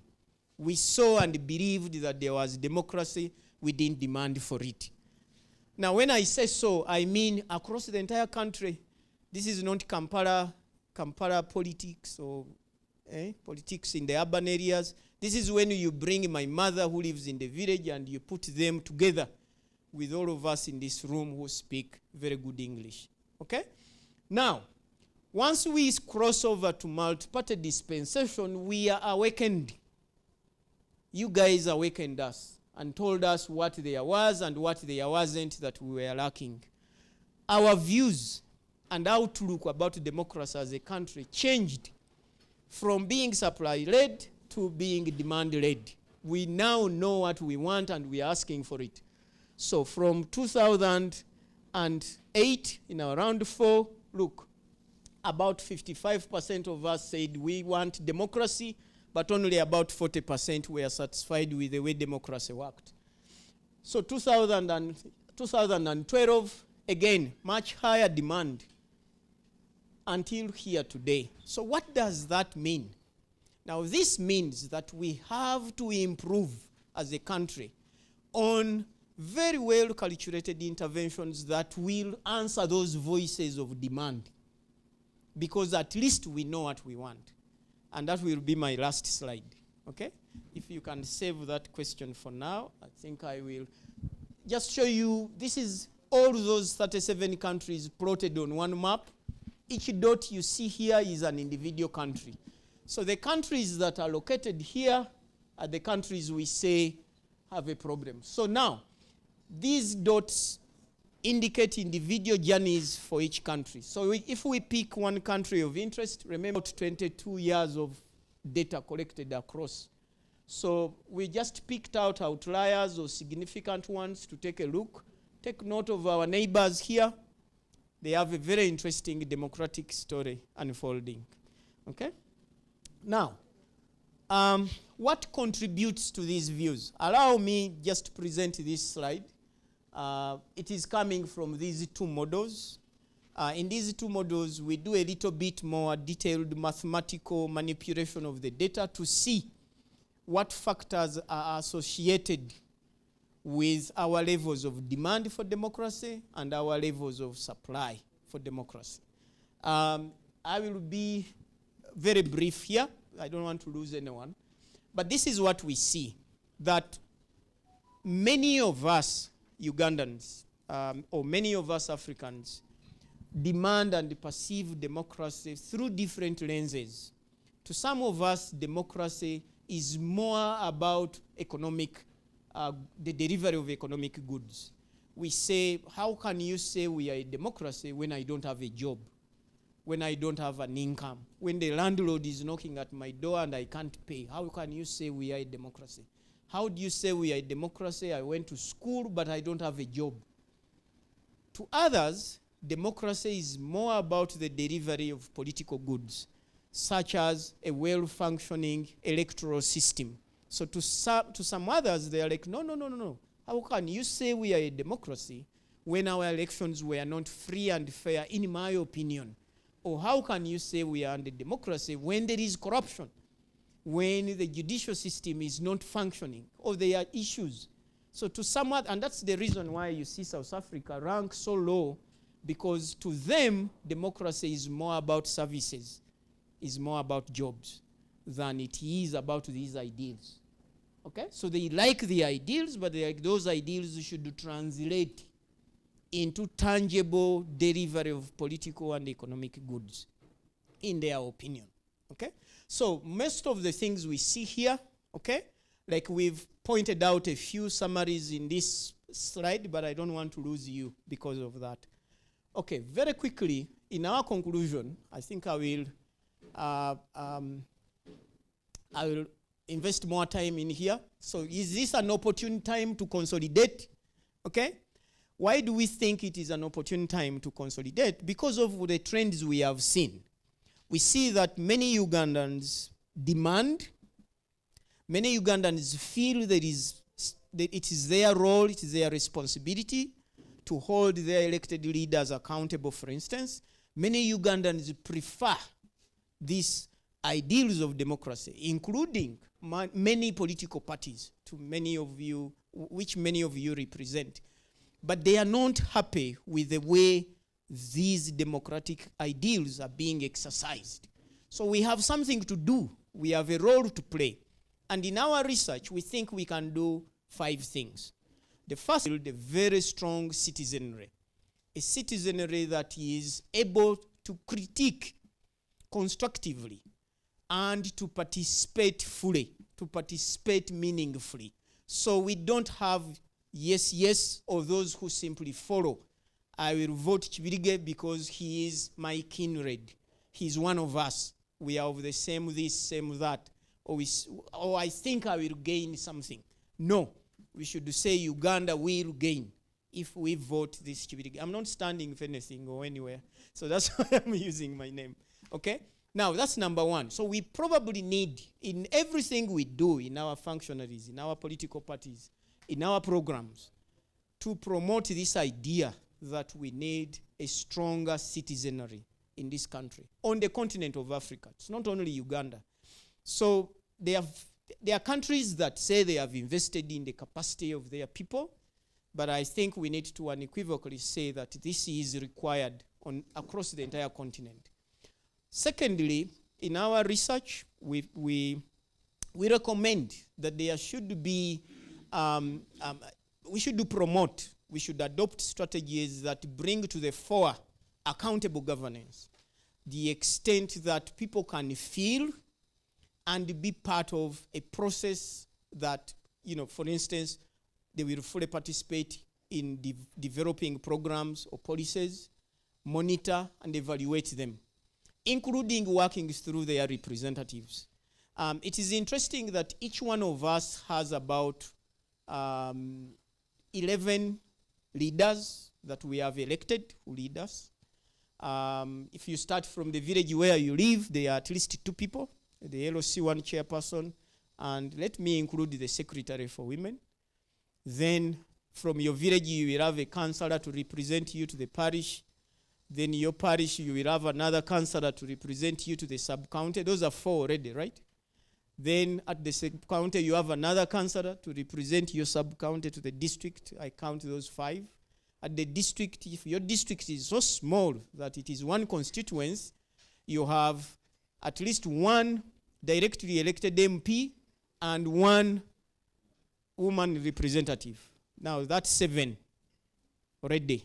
Now if you are a youth, you have how many youth MPs? 5? Let's count 1 of them, not all the 5, because they will all not represent your area. Okay, there will be 1 for this region, that region. So that's 8. I count 2. Okay, then that's, hey, oh. Okay, now if you are an elder, then you have 1 also. If you are a worker, okay, there is 1 for the workers. So how do we make use of all these many leaders? In our research, not only here in Uganda, but across the continent, we see people who say, and we do interviews, we do surveys within these legislative institutions, who say our voters see us as moving ATM cards. When you show up in the community, they say, Kakati, now you say, before you see those others, first finish mine. You see, you saw here, there. So we should, as I said earlier, we should promote this culture of critical citizens who look at these elected leaders as people they can work with, to both consult and report back, but also to develop, but not to provide the handouts. Although we know that in some cases, those leaders have led us to believe that they are Alpha and Omega, that they will provide everything we need. Okay? So number 2, we may need to promote this accountable governance idea. The third is we need to promote strong institutions. Institutions that in our ordinary normal eyes can be seen to be independent of anything, and strongly able to deliver on their mandate. So many times I use this analogy that if I want to go to, I won't use any of the political parties here for obvious reasons. I don't want to be misunderstood. The Farmers' Party. Okay, if you want to go to any institution, to, for instance, request for assistance officially, and the first thing you say, who do I know there? Then there is a problem. You should otherwise pick your papers, walk to the reception, say, I'm Chibirige Francis. I need this assistance. These are my paperwork.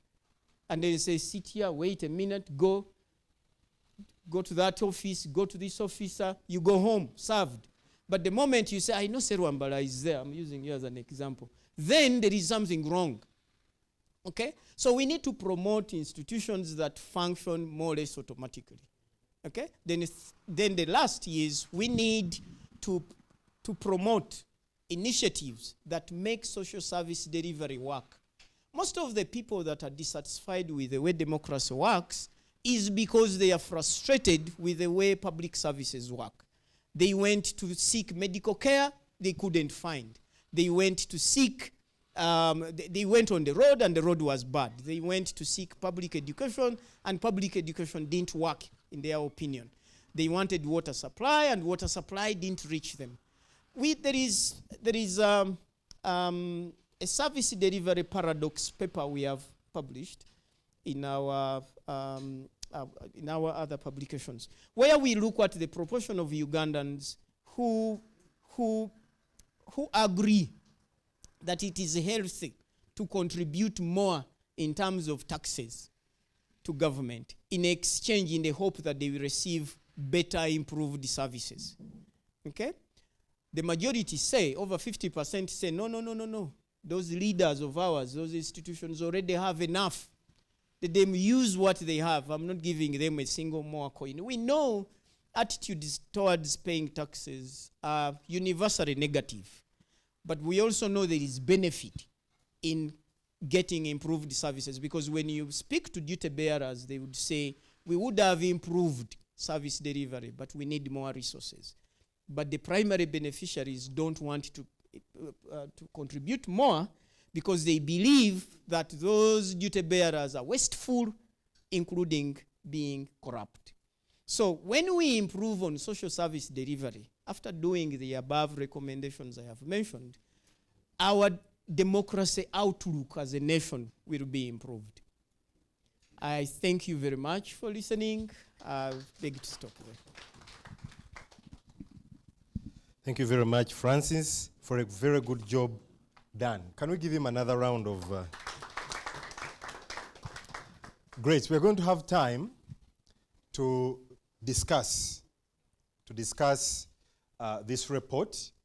But before we get into that, I want to recognize people that have joined us.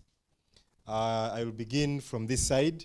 We are joined by Mr. Bakabulindi, the Deputy Secretary General of UPC everywhere. Okay. We are also joined by the Deputy Secretary General of FDC. You are welcome, Madam. I'm not going to get into the branch. We are also joined by the Deputy Secretary General of Democratic Party, Owekitiibwa Christine Mugerwa Kasule. We have also been joined by retired Major Awich Pola, the Director of Diaspora from the NRM, representing the Secretary General. You are most welcome. The media, we have also been joined by Olwenyi from NBS and Rose Namare from Radio 1 Akabozi. I hope I've not missed. Have I missed anyone else? Oh yes, I talked about New Vision earlier. Who else have I missed? Yes. Okay. All right. So, just a recap of the presentation. Just a recap of what we have seen or what this Afrobarometer report highlights to us. First of all, there is a decline in democracy in Uganda. That's the first thing. But we also, as we highlight that, we probably may need to interrogate, because Professor Kiza here may bear me witness. When we talk about the decline in democracy, we are basically looking at it from two perspectives. One, we could be looking at it in terms of citizens turning away from democracy. And I think that is in line with one of the recommendations Francis has made. Okay? A citizenry that is more active, that is able to engage and hold leaders accountable. That's the first one. Is that one of the areas that highlight the reduction in, that space of democracy? Or we are talking about a structural lack of self-determination in our institutions? That is the other thing that we may want to investigate.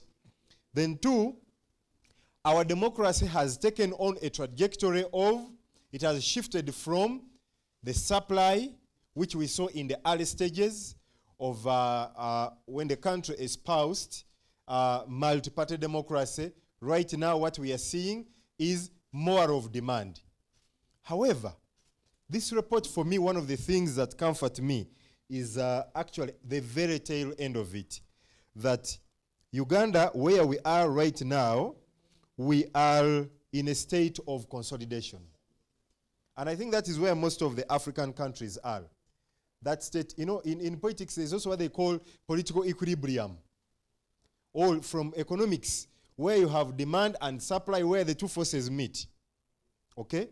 That point. We are not in that state where I could say we are in autocracy. We are not in autocracy, but we cannot also say we are a fully democratic state. We are on a journey. We are on a journey where we could say Uganda is in a state of consolidating. We are moving. We are on the path to what we could say is we see where we are going, which is quite important. I've also picked the other important thing, the support for democracy, which I think should be important for us. 67% of Ugandans in 2000 supported democracy. In 2022, we are looking at 81%. That is about 14 percentage points, which is probably good. The satisfaction, though, is a little less, because 62% in 2000 and 44% in 2022. That is as far as satisfaction is concerned. There is, of course, another important highlight, which is 48% of Ugandans, 48% of Ugandans feel that we are a democracy, although with some minor problems, which I think we can collectively agree with. There are minor problems, at least from the Robert Mates model. We are not the other side, we are not this side, but we are somewhere there. But I have also picked interest that there is a reducing number of Ugandans supporting elections. Okay? Supporting elections. Where we have 83%. So what about the other Ugandans? What do they think? Is the 17% saying that we should do away with elections? And what is the alternative that they are providing? Okay? 55% of Ugandans saying that the 2021 general elections were free and fair, but that was a decline. If you look at 2016, where 62% of Ugandans said the 2016 elections were free and fair. So the question for us to ask is, where have the 7% gone? The 7 people, or that 7% that has dropped from 62 in 2016 to 55 in 2022. Is that a question of belief in democracy or the actual practice? That's another question or something highlighted in this report. 66% of Ugandans being convinced that as Ugandans they have the responsibility to hold their government accountable. I think this is where the political parties need to strengthen. One of those areas that they should be strengthening the bolts and nuts of democracy. The other important thing, Major Awich, this is particularly for you. A majority of Ugandans feel that the president does not often, or they feel that a majority feel that the president tends to ignore parliament and the law. Okay? That's very, very important. I can't recall exactly what the percentage was, but yes, a majority of Ugandans from the survey say that the president tends to ignore all the parliament and the law. Okay? And then the other highlight from the report is that a majority of Ugandans support the media and feel that the media in Uganda is free to publish without government control. But you know, I can be free but censor myself. I was an active journalist at some point. And at a certain point, anyway, we are looking the steps or there is an improvement. There is an improvement, definitely.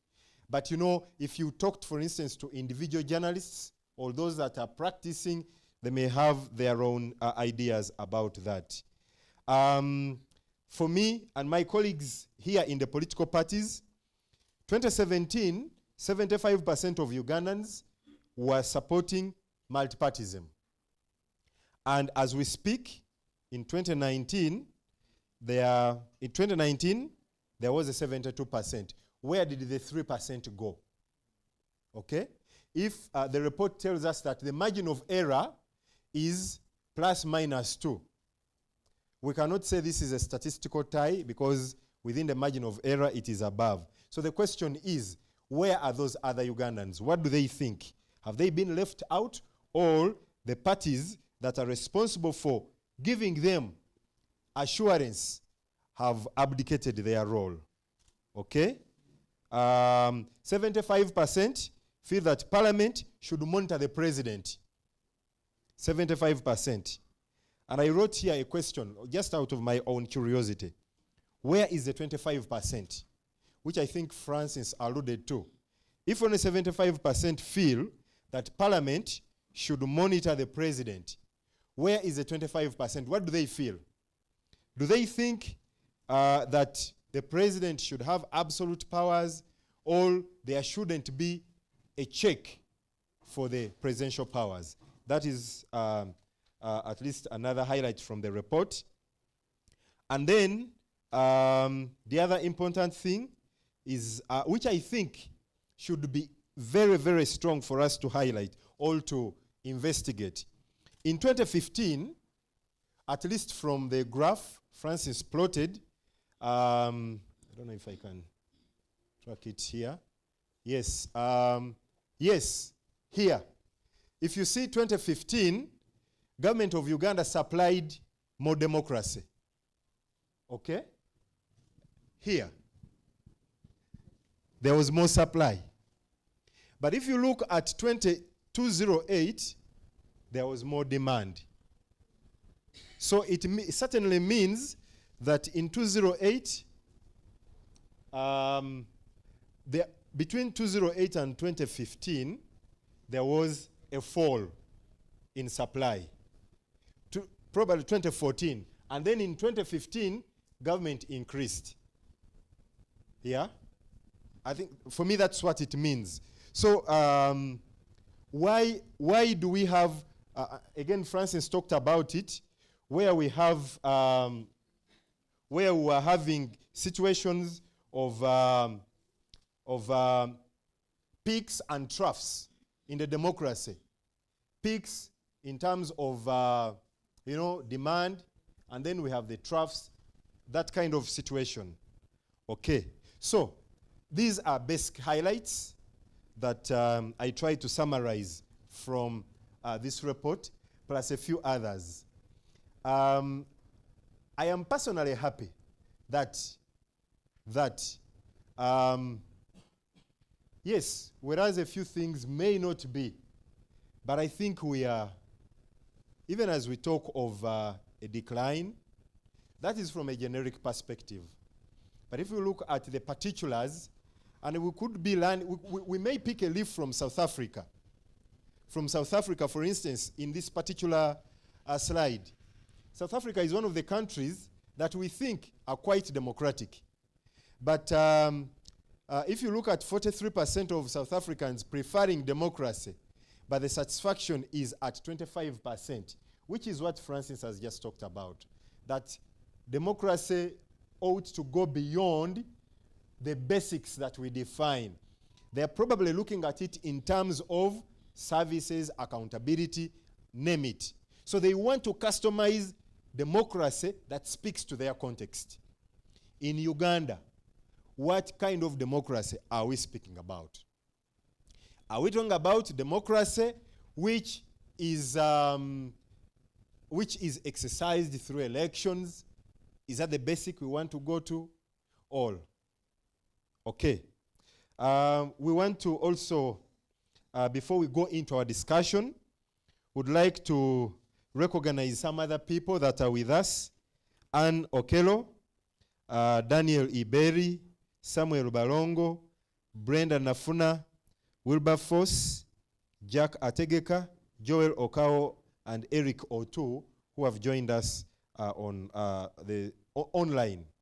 Please feel free to send in your points or any other discussions you'd like us to highlight. Okay, so as we get into our discussion this morning, making sense of this report, we are going to be guided generically by looking at 4 things I talked about. 1, we are going to look at, we're going to have a critical look at the multi-party elections in Uganda. I asked a question. Are we progressing? Are we stagnating? Or we are regressing?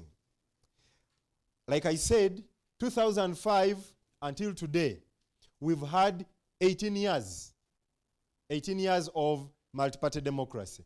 We had the first elections of multi-party democracy in 2006. We had 2011, we had 2016, we have had 2022. 4 cycles of elections. And all those have been organized under the multi-party dispensation. The question is, do we see any progress? Have we stagnated?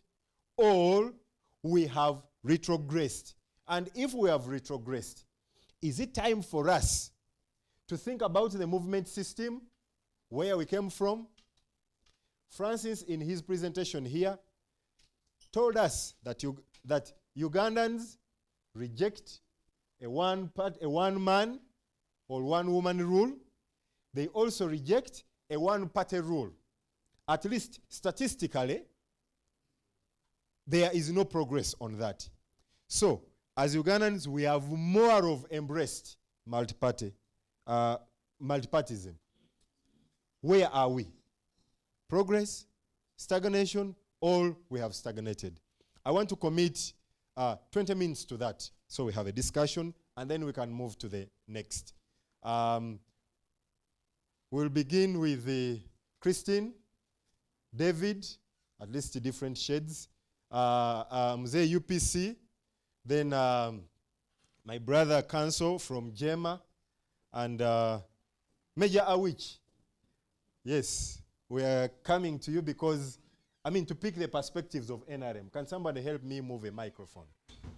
So we'll begin with Christine from DP, over here. Okay, then we'll come to David.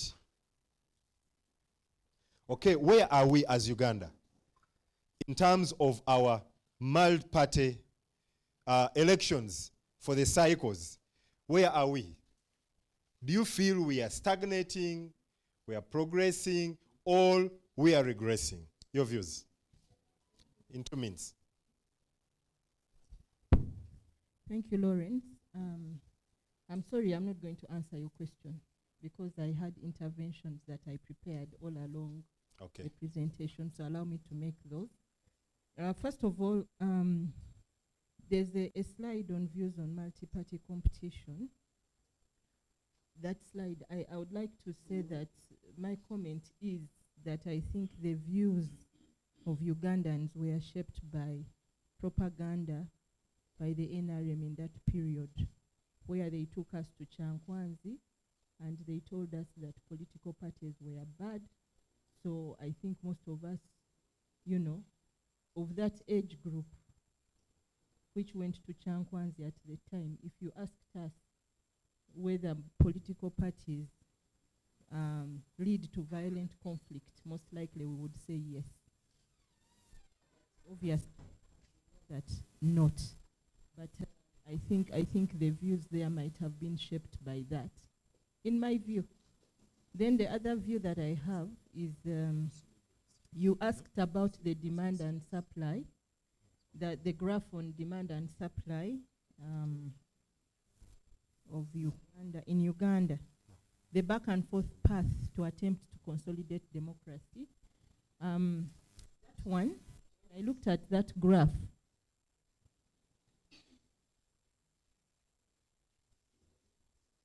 That one. Yes. First of all, between 2008 and 2015, I asked myself what was happening at that time, such that by 2015, the demand and supply are almost equal. Because you can see that that dot of 2015 is close to the, I don't know if that's what it means, but to me it looks like demand and supply was almost equal. And I think at that point in time, there was a program called Deepening Democracy. I think that was, and it was working on both the demand and the supply side. So it was working with the institutions that deliver democracy, but it was also working with the citizens. So I think that is why at that point we got an almost equal demand and supply. So the deepening democracy by development partners, yes, supporting Uganda, political parties, government. They went across the board, all the institutions. So for me, I think that worked, because it was in civil society, it was in the, the different pillars of democracy, let me say. So I think that was. Then my other two issues are this democratic governance model that is driving this study, the values, the norms, and everything. I think they are looking at this, but it's like Africans are rejecting this model of democracy, because it's like we are ticking boxes. Are we having elections? Yes, periodically. Are we changing leaders? No. Are we changing the party power? No. So for most people, there's some apathy there, because if you look at the US, the reason you see democracy is working there is because periodically the party in power changes, the face at the top of government changes, even if sometimes they get people who are not really, being president.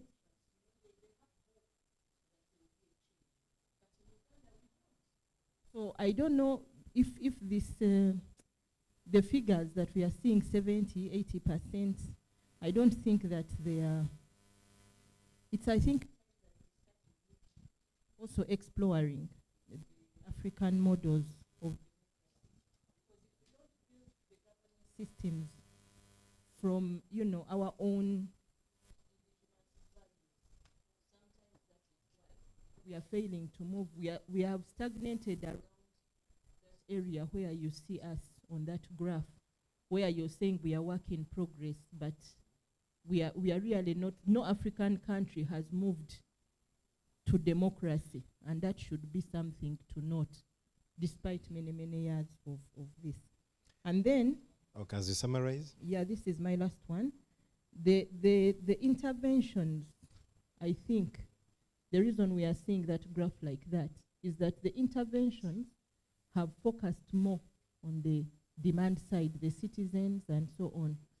There's little focus on the supply side. That's why we see that after time, and I don't think it is the fault of the political parties. They are trying because of the limited resources they have. They are trying. But the reason why the demand is high is because people have done their work. Now something needs to be done to make sure that the supply side also works. Thank you. Great, thank you very much. That's interesting. I like your second last submission. Again, in line with what I said earlier, we need to interrogate whether this is a democracy that works for us. Because for your interpretation here is that this is a clear illustration of Africans rejecting this kind of democracy and probably thinking there is a need for a democracy model, a governance model that works for them. David. Thank you so much. Wonderful presentation. I want to register that. Good job by Afrobarometer. And I want to straight away go to the concerns that I have. First, I would like to add into your concerns the number of areas that you highlighted. And in the words of Chairman Mao, when I look around, I see many of my tribesmen. They are all over here in the political circles. And one of the things that came out there and bothered me so much is that Ugandans have support for many political parties, up to 79%. That's right. Feel that there should be so many political parties. What bothered me more is 74% yes, saying Uganda's political parties are the causes of conflicts in the country. This country that wants so many political parties are also saying we are the cause of all the problems, the conflicts that we have in the country.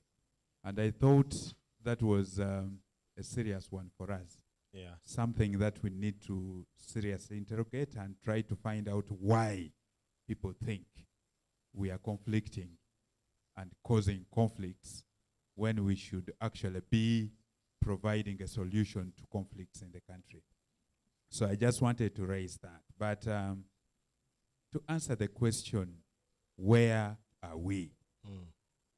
I want to say that I think at this point in time, we are at crossroads.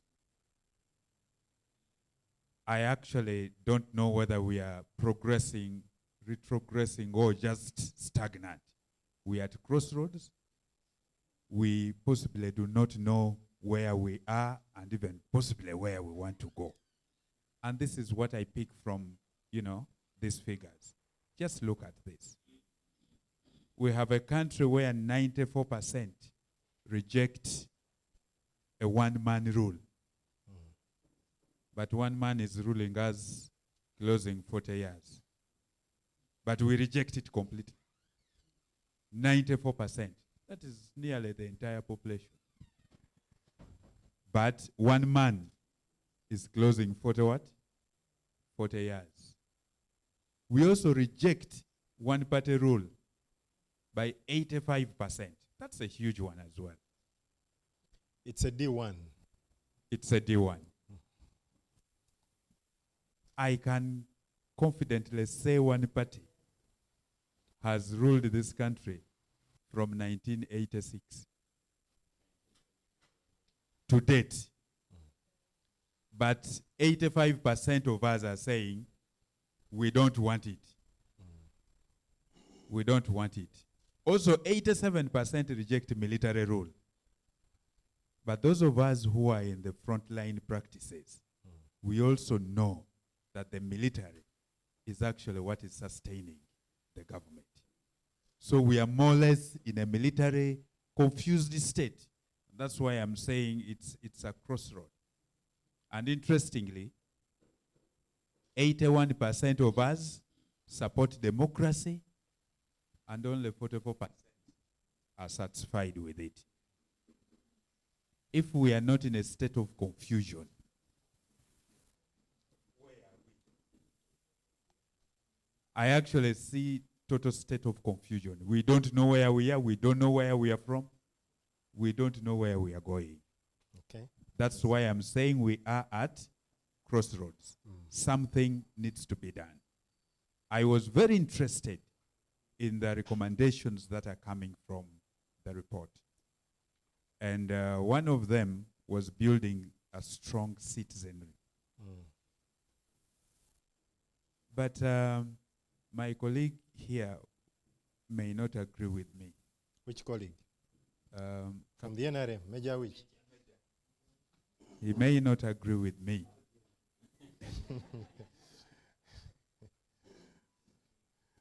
Again, those of us who are in the practice, we know that political parties should play a role in building this strong citizenry. It is part of conscientization. It's part of what we should be doing. But in this country, we know that if you're a political party and you step out there to try and cause, knowledge into the citizenry, knowledge on issues of democracy and good governance, you will not access the radios, you will test tear gas, you will have so many cases to answer. Those that after a while will be dropped, but in the meantime your programs would have been frustrated. And so practically you don't know what you need to do. So I am afraid we are in a state where we are just there. So in other words, we don't know where we are. We don't know where we are, in my opinion. Okay. We must find ourselves somehow. All right. My colleague here should allow us to find ourselves. Thank you. Thank you.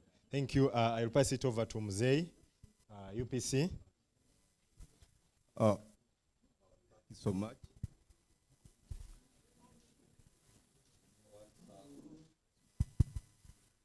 Thank you so much. I want to thank Francis for the wonderful presentation, an informative one. Once again, my name is Mzee Faizo, the head of media and communication. Before I ask the question, I also have one to Francis. In his presentation, that in South Africa, democracy's theme is service delivery, employment opportunities, among others. So I am wondering whether during your survey, you did interest yourself in understanding what democracy means to Ugandans in our local communities there where this research was called out. Because I also had Serambra mentioning it in his remarks. on the question of whether we are progressing or not, we need to trace the progress of democracy in this country. I'll take you a little bit backward in the military decree of Amin 1971-79, where political parties were banned. Then I will skip the middle governments there of Professor Isfurule, Bina Isa. We come to 1980 elections, where it was multi-party. So the overthrow of UPC government and then NRA, there was legal notice number 1 of 1986 that restricted political parties as their political headquarters. They are not allowed to operate, which was replaced by the new constitution of 1995. I think it was Article 269 around there. So when we come to restoration of multi-party politics in 2005, the spirit of the legal notice number 1 of 1996, it was restored in the Public Order Management Act, the POMA. So to me, there is no goodwill of practicing or leveling the democratic environment for all political players to operate smoothly. The spirit of the military decree of Amin, the spirit of the legal notice number 1 of 1986 resurrected in a POMA. So the goodwill of the government, all those in power, all those responsible, to ensure that we have a democracy that works for all of us, is not there. So we need to restore our goodwill. Okay, thank you. So in the, I don't know whether I should say these are personal views or. They are my views. Okay, okay. So I don't err and pitch them to the party that you represent. Okay, so you feel that there is an extension of some of the ills of politics on the democracy of Uganda that we can trace way back in time, the volatile times of Uganda up to today. Okay, what is the view of council here? Yes, thank you, Doctor. I believe now you have set a pace for us to start with a disclaimer that the views said here are my personal views. I don't know the rationale behind it, whether I don't want to own them, but going direct to the concern or the question you raised, in the simplest terms, we are referring to the relevance of the multi-party system since its inception to date. Going back to the beginning of how the multi-party system came in play, I remember, if you are to go back to the books, we of the genders of the millennials, or the 20-something or 30 years, unlike the majors and the professors who can give you the eyewitness, because now those are the pure box generations. For them, they have that kind of knowledge directly. There is a name that was given to that particular campaign. I remember the books dictate or state that Mzee Kaguta came up and said that it is a Tubejeko campaign. I don't know whether the PO Box leaders or people remember the Tubejeko campaign going on in 2005. So the relevance of multi-party system, I believe, is rooted back to the name of the campaign. Tujibawe, Tujibejeko. Tubawe Tubejeko, since they want the multi-party. But literally, some people by then didn't want the multi-party system. They still wanted the one-man system when it comes to the presidency and also the political party. So in the faith that a person says, okay, take the multi-party system under the way of Tubejeko atche mwagala, katubejeko, then we proceed. That sets the pace of the relevance of multi-party systems. Rhetorically, one can say that political parties are progressing. But practically, one might realize that political parties are stagnant. If one has never been in one of the leadership of our political parties, most of the oppositions, you can't realize the stagnation or the level of stagnation political parties are on. When Mr. Francis came up and posed the question that if you want to reach to a certain institution, and you first ask yourself, is there a person I know? Meaning there is a problem you have to ask yourself.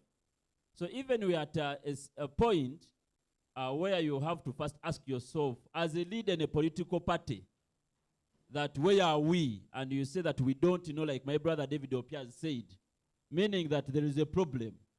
Because if a Secretary General of a political party is in dilemma, then what about the people we are representing? That also gives you an answer where multi-party, the relevance of multi-party system is. Second, statistically, as my brother David has said, that the 85% no party, no one party.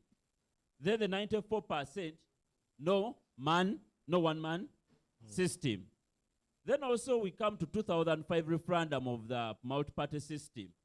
Almost 92.44% voted for multi-party system. And only 7.56% that voted for a movement system. Then we have one political party from 86 to 2023 taking us through what we can call the one-man political party leadership. One might ask him or herself, where does the knowledge and the understanding of these percentages that voted for the multi-party system go? Is it just an afterthought of Ugandans that after voting 92.44% voting for the multi-party, then over years of voting, it turned out to be 7% voting for the multi-party? Also, that is a question to ask. But also, as I'm nearing my conclusion, also going back to the question of who is there at Mulagaino so that I can be hoped. As a country, like other countries who have the multi-party system, they have what we call them the leadership incubation centers, mostly for the young leaders in various political parties, that they are taken through various mentorship and trainings for them to become one. In Uganda, we have the Chankwan's Leadership Institute, which Steve talked about, Christine, that some leaders go through the Chankwan's. And this is known as the National Leadership Institute. And by the way, in its vision, it is national and international. But if you are to pose a question to representatives of various political parties here, if you have ever gone as FDC to Chankwan's, as DP, as JEMA to Chankwan's, you might get none. But you might get yeses from the NRM leaders that they have ever gone to Chankwan's. So if you want to put a leadership training as JEMA or FDC at Chankwan's, and one subjects you to first go to the NRM secretariat or people so that you can utilize the Chankwan's, then meaning also there is a problem. So in brief, rhetorically, the relevance or the progressiveness of multi-party system, one might say yes. But practically, it is a stagnation. Multi-party system are not progressing practically. Thank you very much. Thank you very much. Probably I should have guided. In our measure of progress, I should have given parameters. Because even when we talk about, from the teaching perspective, when you are going to make an assessment, and I think Francis alluded to it, in research, sometimes you ask a question and somebody will give you an answer. But to be sure that that is actually their view, you may have to rephrase that question differently and ask it again 2 or 3 times. So when we talk about progress, I interest myself quite a lot in reading the political history of this country. The referendum, I think we had about 4.7 voters across the country. and 90-something said we want to return.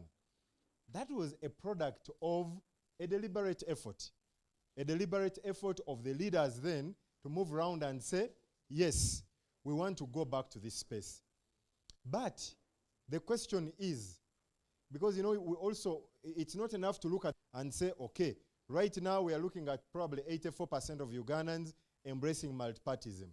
What is 84% right now in what was the number of voters then, and what does it mean today? So there are those dynamics that we may need to look at.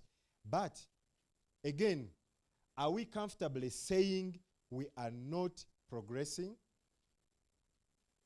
in our multipartyism? That's a very important question. Yes, we may have our challenges here and there, but yes.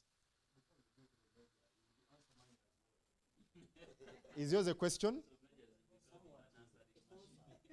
Okay. All right, so I'm going to give you, ladies and gentlemen, I'd like to regulate our time. So the next, if you hold the microphone next, please make maximum use of 1 minute. Okay? 1 minute. Okay, thank you very much. In the first place, I will come to your keynote address. You said you are a happy man. We are not a democracy, but you are not an autocracy. Sincerely, how long should a country take to move from that consolidation part of it? It is getting too much. We can consolidate for 100 years, and there are ups and downs. For me, I'm not a happy man. Consolidation is too long. Major, you are the one consolidating now. Would you please tell us, we need another 50 years of consolidation before we go to a democracy? Or you are even happy at this? DSG, those were my words. Yes. They were my words. But constant to him. Okay. Lastly, to me, when I look at the ingredients of democracy, but this thing is, okay, the ingredients of democracy, people take it as elections, but we know here it is a do or die. People can take it as basic needs. How many people can afford a meal in the morning? Or maybe lunch and supper. 2, 3, people can talk of infrastructure. Let it go downtown here. What do you look at the picture in Kampala? Is it the best, the cleanest town around? 4, we talk of inclusiveness. The word itself is a bit, has got its innuendos. Who is the includer? And who are they included? That means some people are only privileged or given the opportunity to be included. But the includer is there, is untouchable, unbogable. Now, okay. Lastly, your minute is equity and equality. We have more animals who are bigger than others. We have nepotism. We have national cake. Where it rains so much, the cake is big. If you are in an arid area, your cake is very small. Lastly, security. Who enjoy that security? Who enjoy peace? Who enjoy that tranquility? 1 minute is over. Let me rest my case. Thank you. I do not want to have Major Awich on the spot, because I'm sure the report also has issues that he may have issues with. All the democracy of Uganda, in general, as a practice, there are things he has issues with. So I would not like that we direct the questions to him as if he's the chief executive. What is your view? Thank you so much. The microphone is yellow. I thought it would speak better.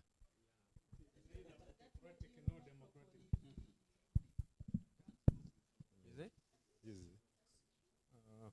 Okay. Am I on? Yes. Thank you so much. I'm sorry I'm late. I bring greetings from the mighty NRM to all of you. I also bring particular greeting from the Secretary General, Right Honorable Todd Wong, is in Canada, and that's why he's not able to be here. We have some work in Canada, and I will follow him. We have to be in America and Canada. So he sends greetings.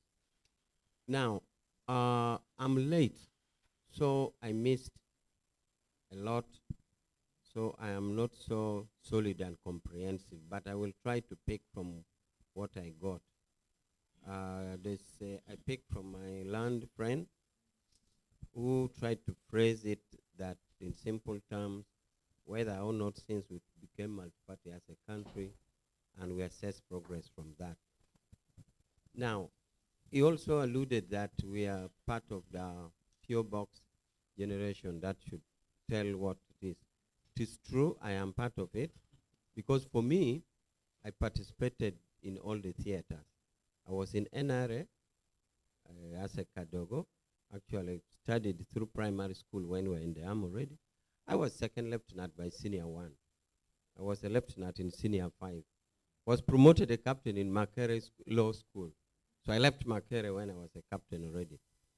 So I saw the military aspect of it. But the political wing also, I was a lawyer, a legal officer in the then NRM. So that gave me the privilege to see the conversion in the from holding referendum to going multi-party. So I was part of it. In fact, I'm among the other percentage which voted against changing multi-party, particularly with Major Kakoza Mutare, because we moved the campaign to say we remain multi-party, movement. So I saw it. So I'm not shy about that. So I'm lucky to have seen practically. Now, when you say that NRM was hesitant, indeed, there was a feeling that movement was better. Some of the reasons, like if now you're in a movement system, even if you are under secretary in the Ministry of Energy, you can go and contest for a parliamentary. If you lose, you come back. Experts were saying under multi-party that cannot happen because you have already taken partition role. The other thing is that during the movement, we knew that there was real democracy. For example, you could impeach any minister you wanted. Sam Kutesa was impeached, Jim Mwezi was impeached. But right now, under multi-party system, if you wanted to impeach a minister, NRM minister, so to say, even if he walked naked from City Square to Parliament, we shall say he was bewitched by multi-party, and we shall gang around and defend. And that is it. Now, in the army, we have an institution called the Political Commissariat. If you got a group of political commissars talking in the army, you'd think it's a group of rebels. They were critical and they helped to shape the army. But when multi-party came, it kind of penetrated because you feel like your objective criticisms, you are kind of targeted like that one is new, which used not to be there when we had the movement. So some of us felt that movement was better. Now, the element of saying, let them go, it was in Chankwanze was there. When there was a discussion whether or not to lift. Particularly, there are two people on the spot, Kategaya and Bidandi Saleh. Bidandi Saleh that day had something on his neck like this. Bidandi said some people wanted to go multi-party, and people shouted. No, he said, Your Excellency, these people seated with you, I have said people should open up. Half of them support me, half of them support you. And people shouted, they said, no. So Bidandi said, those who shouted are yours, mine kept quiet. I can assure you, you would see a fresh shouting, not to be seen, not to be supporting, you know. But the decision was then, if you say NR movement is so good, what do you do to Cecilia Gwal, who says, you are conscripting me? And that was the point of departure. If you feel like some of us who felt movement was so good, how about Cecilia Gwal, who is saying, for me, I'm UPC, you are conscripting? So that was the debate. But plead guilty that some people wanted movement. And the Cecilia Gwal were saying, no, for us, whether you're saying your movement is good, you are conscripting us by force. And that is it. But now for us in the movement, the Constitution took two dimensions that you either have multi-party or a movement. If one is in place, one is in abeyance. So for us now, as we are assessing from there, we are ready to play the rule of the game. If the game now is multi-party, we are ready for it. Maybe to my other colleagues to want to see the contradiction. Why is it that people vote for, they want multi-party, but they continue to have NRM in power? It's actually a question for you to research. The simple answer is, how do you address the people's needs? For us, that is it. And we shall want to say, now that we have changed to multi-party, what are the rules? How is the game played? If the game is by meeting the needs of the people, let us meet the needs of the people, enter that multi-party, and we shall keep on winning. Of course, somebody will say you have not won, but we win. So you should, it is now upon you to interrogate, why is it that these people wanted multi-party, but they have stuck to one? The simple formula is, for us, we do believe that we stick to people's needs. And that's why we have limited ourselves into NRM, out of NRM or NRM. Our campaign is almost study groups and then meeting people and the sticking. Now, study. So now, I would just like to join others in therefore studying. Have we progressed as multi-party? Because for those of us who were hesitant to go for it, and we went to it and accepted to play the game, identified the rules, checked who is the referee, and we play, we should jointly study together. About Chankwanzi effect, Chankwanzi leaders are so negligible. Because how many people go there? Even in the survey, how sure are you that even somebody actually met a graduate of Chankwanzi? The Chankwanzi leadership compared to 40 million people who in Uganda, they're so negligible that they get swallowed up. And any researcher would even tell you maybe he never came across a person who went to Chankwanzi. But ideally, Chankwanzi, by the way, is under President's office. It's not under NRM as a party. So I still implore those who want to go to Chankwanzi to go there, because it is strictly under presidency, not under the party. For us, we're a political party. For us, NRM, we're a political party. So Chankwanzi is under. In fact, recently we went to China, and I went with the SG, and we already lobbied for the construction of our party school as distinct from National Leadership School. So we shall have our party school as distinct. So take it that way. I think I've tried to do that. Okay. And maybe also as you study why the contradiction of the love for multi-party vis-a-vis one party remaining in power is that it is not one man. NRM is not one man. If you see how we do things, we try as much as possible to get to the grassroots. And we try to make it a people's movement. Now, there's a particular question about the presidency and parliament. That the president tend to ignore parliament and the law. I don't think this is true. Let me tell you one position to demonstrate how Museveni's hands can equally be tied by parliament. For a long, long time, he has been crying over Bujagale when the Ken Luchamuzi were in parliament. If Museveni had that capacity to ignore parliament, he wouldn't be crying, because according to him, the project for Bujagale, and then parliament stopped it, and he continued. So there's no ignoring parliament. We take parliament seriously. In fact, you'd argue the other side. If we ignore that parliament, how comes there are cries? I don't know how true it is. How comes there are cries that actually members of parliament are given money? If you have the power to ignore them, would you again have to buy them? You would simply ignore them. So we take parliament seriously, and that's why there's that outcry that actually members of parliament at time and again have facilitated. Why would you buy them? Okay. So we take parliament, and even in SEC, finally in SEC, to see that I sit in SEC, the highest organ, many, many times, even when we're indoors, you'll raise this and Museveni will say, what is the law saying? To the extent that if Attorney General is not, some of us are lawyers, but if he not pretend, he wants to hear from the official government lawyer, he will even stay an agenda saying, wait for Attorney General. So please take it from me that it is not the position.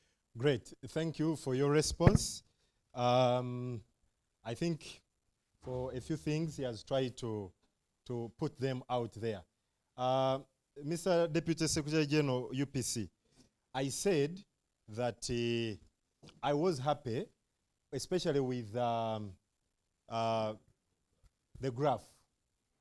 Can someone put the graph up? Yeah, the reason why I said I was happy is largely because, yes, is largely because I don't know what we would do. I'm sure you and me, we have on several occasions heard of the fact that there have been, to use your word, innuendos that Uganda is a dictatorship. Okay? You've heard of those things.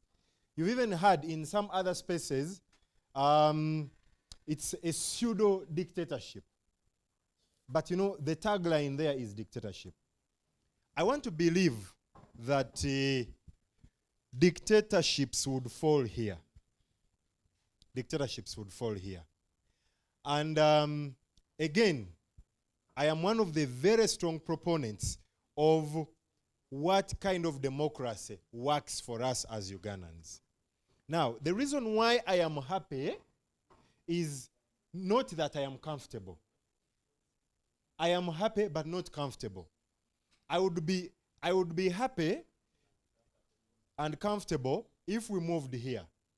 Okay? But again, we are not in the frying pan. We are not in the fire. This is an area, and I think from the earlier slide, as Francis called it, consolidation. There are good practices here, but sometimes they are sporadic. They come, they are forgotten, and that's what I said, that we also need to interrogate. Is this a result of a disengaged citizenry, or it is a result of a systematic failure of the institutions of democracy? And maybe when we strengthen one or two bolts and nuts, we will be slowly moving, which I think you've also talked about. Francis would like to add. Oh, okay. I just wanted to clarify, just add a point of clarity here, that when we present this picture for Uganda over the last 22 years, what we see is lateral movement. It has not been forward movement.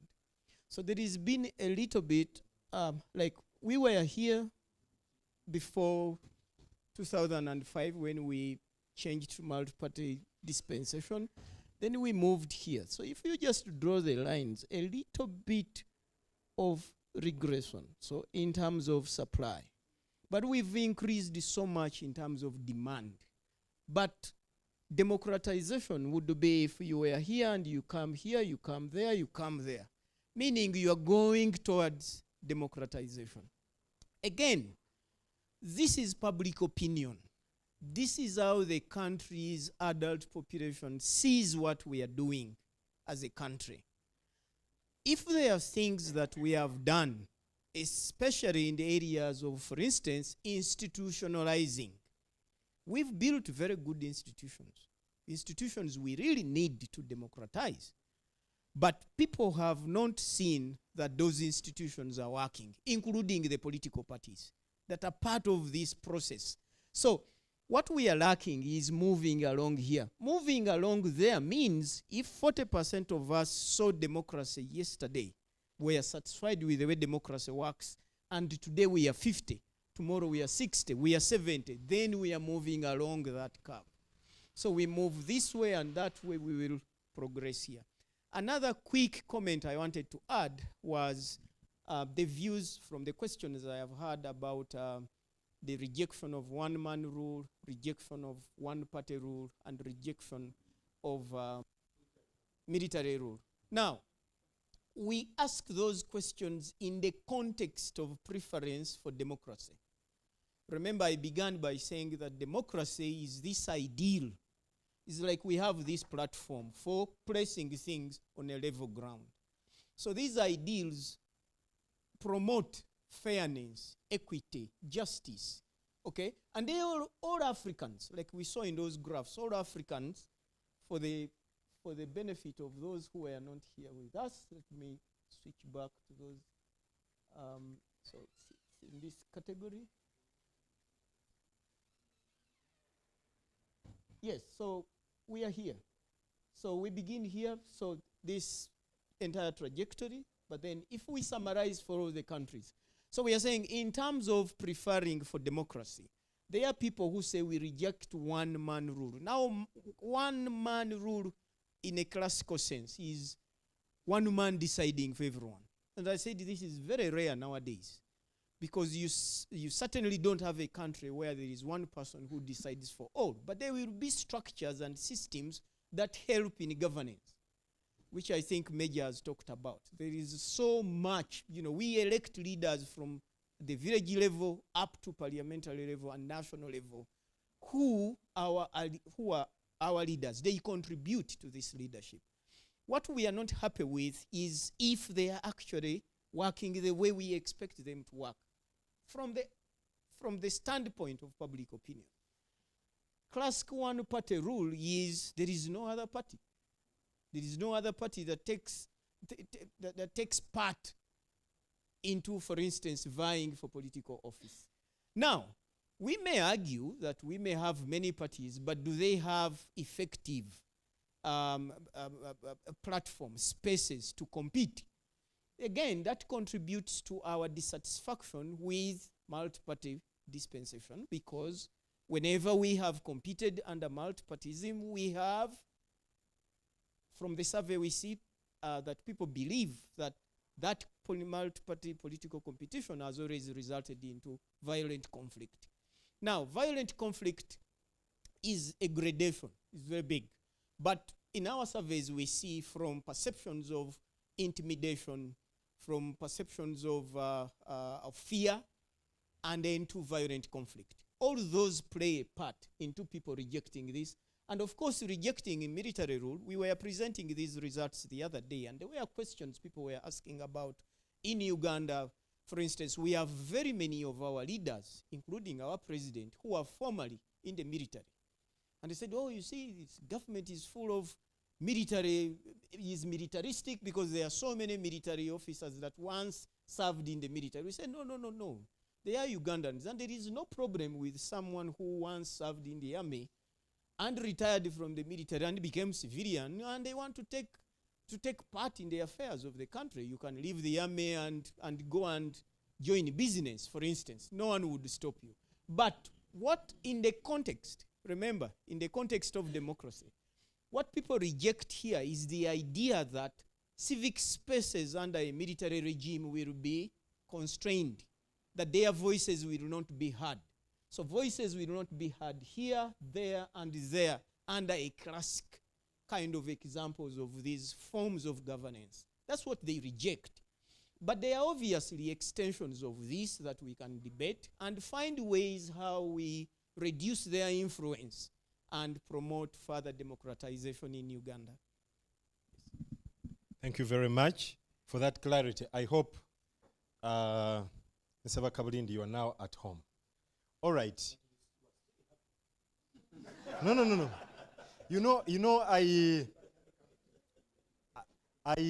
I also, there is another angle from where I'm coming. In statistics, there is one of the structures called the dome curve, okay? Where you have, you plot, okay? You have outliers on either sides. And what falls within the middle, you cannot say, yeah. So again, like I've said, and Francis has helped explain it, it's not necessarily that, and that's why he said stagnated, progressing, all, okay? So if there are tenets, there are signs of progression, we can make a step forward, okay? At least all of us Ugandans are able to see that right now, the leaders we have are a product of the aspirations of Ugandans. At least that's a beginning point. Whether that is the real interest of Ugandans is secondary. But there is a structure that helps us to say, yes, we have something in place to help us bring a leader. Now, those are the traces we are seeing. This is what I was talking about. Okay? Francis may not have drawn, but we could also have had something this side and here. So what falls within here? And again, this is what he has called the consolidation zone. Okay? And this is a democracy, and this is where the autocracy is. I think, for me again to say, and I want to qualify it, that there is a journey we have moved. We are not where we want to be. We are not where we want to be, but we are not in a situation that we could say we badly lost. For those of you who lived during Amin's time and the rest, I think you were able to tell us and say, you know, you people that did not live in the bad times, okay? You only found the situation in the 80s when things have, you know, you do not have a history of the past. And probably that is where we are coming from. Okay, so as we take the next round, we'll have Madame from FDC, Kenneth, and then Prof. But as we go into this discussion, can we also have this round? Remember I said 1 minute, but what do you think? There was a question I posed to you around the media freedom, okay? A number of Ugandans say that, well, they are able to express themselves and that the media, especially people in the media, feel that in Uganda, we are free to publish without government control, okay? That was one thing. But as you bring in whatever you want to discuss, what do you think? What do you think about promoting free speech and media freedom in Uganda? Especially if we are going to reverse the negative trend. Over to you. Thank you. My name is Baga Gloria, Deputy Secretary General of FDC. There are two questions on table now. For me to fully discuss where we are as a country, you look at, I would want to look at the life of political parties, parliaments, cultural institutions, development partners, and then the media itself, the institutions. Many Ugandans in the survey say that they would like functional institutions, but the reality on ground is different. I believe the media should be regulated, but with clear laws outlined, not on individual whims and wishes, because if unregulated media can also swing us to a Rwanda. But it shouldn't be on individual whims. There should be laws that govern that. And then when you look at political parties, we are basically confined at our offices. Of late, NUP tried to move around the country to mobilize. You saw what happened after having maybe 2-3 meetings. They're like, no, stop. It has happened to FDC. It has happened to UPC, to all the other political parties. So that cannot be a step forward in democracy. The ugly removal of term limits and age limits. We know how they were removed. We know the gloom that was in the country. That cannot be a step to democracy, to get us forward to the other box. And then when you look at the courts, you remember the infamous Black Mambas in 2005. And we are back to the Pandagaris. The drones have become drones in our suburbs and in our villages. And you can see there's a stalemate in Parliament, demand for accountability of some citizens. So that cannot be a step towards democracy. When you come to the cultural institutions, they are also not left. You remember the 2007 infamous Buganda riots. So when these institutions, when these partners, the cultural institutions, parliament, political parties, the media, and even development partners, around 2 years ago, some NGOs and civil society organizations had to close, very many of them, on suspicion that maybe they are supporting opposition parties. So that cannot be a step towards democracy. What we are in now is there's stagnation, in my opinion, and then at times it's a roller coaster. It's a swing, a roller coaster. Then the Ugandans also said no to military rule. There is a bit of contradiction here in my view. When you go out to actually mobilize, Ugandans still believe in the army men. That I think because of our history, the history of this country. Right from independence, you see every president almost finds their way out using the barrel of the gun or a coup. And if we are to contest for mayor in this town of Untinda, most likely people will feel safer with Major. There is that in the public. But it has also moved to a level where the president, the CEO of this country, feels more safer with military men. Where there are lapses, where he feels there are lapses in an institution, you see he quickly gets an army man or an army lady to lead. And that's how you see now serving officers. I'm not talking about retired. I'm talking about serving officers. So there is that contradiction in the public. Thank you. Thank you very much. It's interesting. If I were to sample, before we even, let's take it away from the platform of politics, because from what she has been saying, there is a general sense of security that probably people feel, and maybe they believe that the army officers are in a better position. If you were a young girl,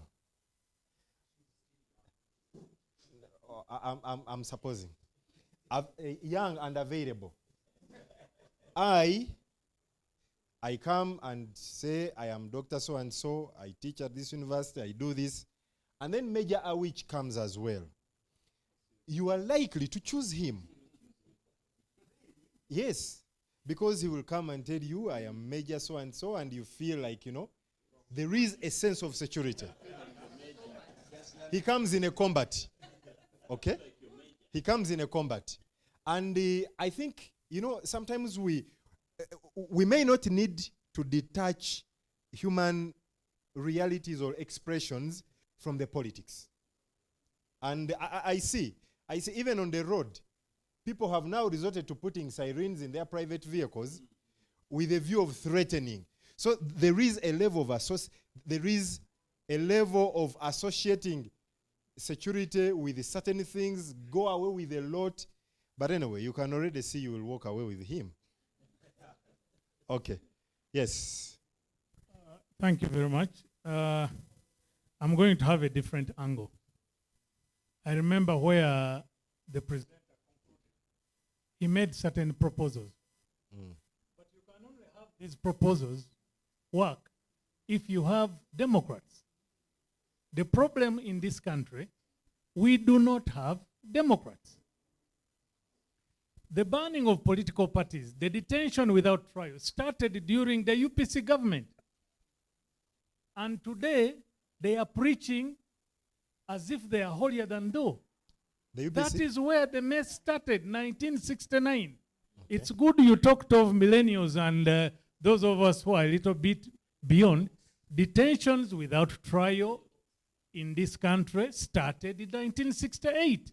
Sorry, 69. Actually, 66, after the Buganda that crisis. So when you ask where we are actually bad law because we are neither autocratic nor democratic. We're in the hottest area. We're in the hottest area. The problem in this country is to massage situations when things are bad. And we say, yes, we are moving. Where are we moving? Where are we moving? When you look at the media, I'll go slightly on media. Today in Parliament, we have about 6 political parties. But the media is biasing the political debate in this country. Go and look at all the political talk shows on radio and TV. They are between NRM and no. They are the people who have messed us with these disappeared people. But the media will have 6 people. Today is Thursday.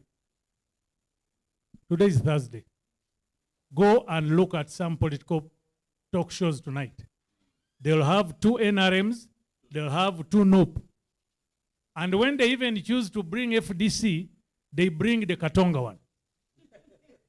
I want you to be, I've been critical and I've sent messages.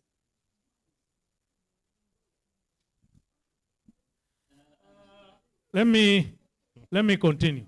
So even the media is trying to bias debate in this country. When like I said, today I cannot sit here. I'm sorry, I'm not attacking anyone. I cannot sit here and I listen to a lecture on human rights from the UPC. No. We should, in Swahili they say tuambiane ukweli. You cannot. Probably now when you're out of government, you see it was bad to detain people, it was bad to kill people, and so on. But when you were there and you got opportunity and did it twice, in Obote 1 and Obote 2. So when the NRM comes to government, the first mistake they made is not to tell us that they are not Democrats.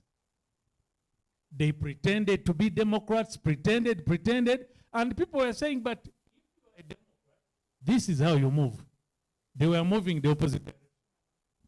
When you look at what people have called contradictions of military rule, one-man rule, and so on, actually, we don't have elections in this country that can bring us the leaders the population wants. You cannot, today, one of the main topics in Kenya is the reinstitution of the IEBC, their version of the Electoral Commission. Here you have one man appointing everybody. So, when we look at, we first of all need to study the impact of the Obote government, the Amin government, and the NRM. One of the effects of the Amin government is that you can even not go to school and end up a very powerful person. We need to study the impact of Obote government, which taught their sons, the NRM, that you can detain people without trial. Those are the things we have to sort out first. Before we can think of the full proposals, you cannot have an omelette without eggs. You cannot have democracy without Democrats. We first of all need to sit down, have a fresh dialogue, and say, how do we move? Some of the groups in this country must sit down and tell us that we are sorry we missed and we are willing to reform. The other point is, I was talking about the electoral system. Today, we have leaders. There is a difference between winning an election and being declared the winner. Today, what we have in most of the places, we have people who are declared winners, although they have not won elections. I'll give a very good example of Entebbe municipality. Bwana Kayanja, Vincent, the former mayor, won the poll, won the elections. He showed me all the declaration. But the beauty in Kenya is if we have a polling station here in Ntinda, the results of the presidential election in Ntinda are wired direct to Nairobi. Here, when there were elections for mayor in Entebbe, the results were taken to Wakiso. Then the Wakiso returning officer had a form to fill in. We could even identify the polling stations where the votes were changed. The declaration forms of all the other candidates were similar, except those of Fabrice. So, the electoral system in this country does not produce the winner. People are declared winners. As you conclude, Mr. Yes, Taylor. as I conclude, and on my side of the opposition, people should realize we don't have a political party called opposition. It is not there. Today, as the NRM messes the multi-party system, NUP today, the leading opposition party, is doing the same. This recent walkout, and I wish Mwanga Chivumbi was here, it was not discussed by all the political opposition parties. Actually, many other opposition parties were surprised by the walkout. When they read out what they call the alternative budget, they never asked the other political parties to bring their views. I want Bwana PP to tell me whether the leader of opposition asked you to bring. UPC did NUP ask you to bring? So what they presented was a NUP position, calling it an opposition position. So we are in a situation where the government is harassing us and the leading opposition party is also harassing us. So first of all, before all these, and I'm concluding now, before all these issues are done, we need Democrats. And let us not be deceived. The multi-party system never came back to Uganda because of the referendum. No. There was a court case filed by the Democratic Party which declared movement not a system. And nobody should deceive us, at least those of us who have been to school, that movement is a system. The perfection with which they tell lies and they let people believe their lies is just terrible. Just terrible. Courts declared the movement system unconstitutional, and even when they organized what they called a referendum, they brought the Ochegeres and put them the other side, and they were this side, and then they said it to Vejeko. So, lies, lies, lies. Thank you very much. Thank you very much. Ladies and gentlemen, you are going to allow me do one thing. I have been cautioned by the hotel that we have outlived our time here. Yes, so the business was attached to time. So I want to give Prof an opportunity. And after Professor, you will allow me, Mr.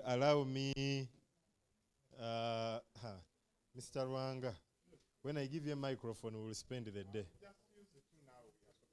Okay. Yes, Prof.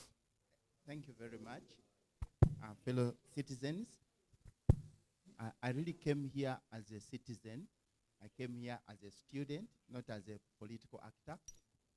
I like all the submissions, but I want to begin by appreciating Francis and the Afrobarometer for sharing with us their research findings. They are reminding us of the importance of data-driven political work, data-driven political activity. Extremely important. But they raise several issues which we must address. One of them is when we say tuambiane ukweli, let's speak the truth to each other. Are we true to the truth? Number one, when we meet as a family of you,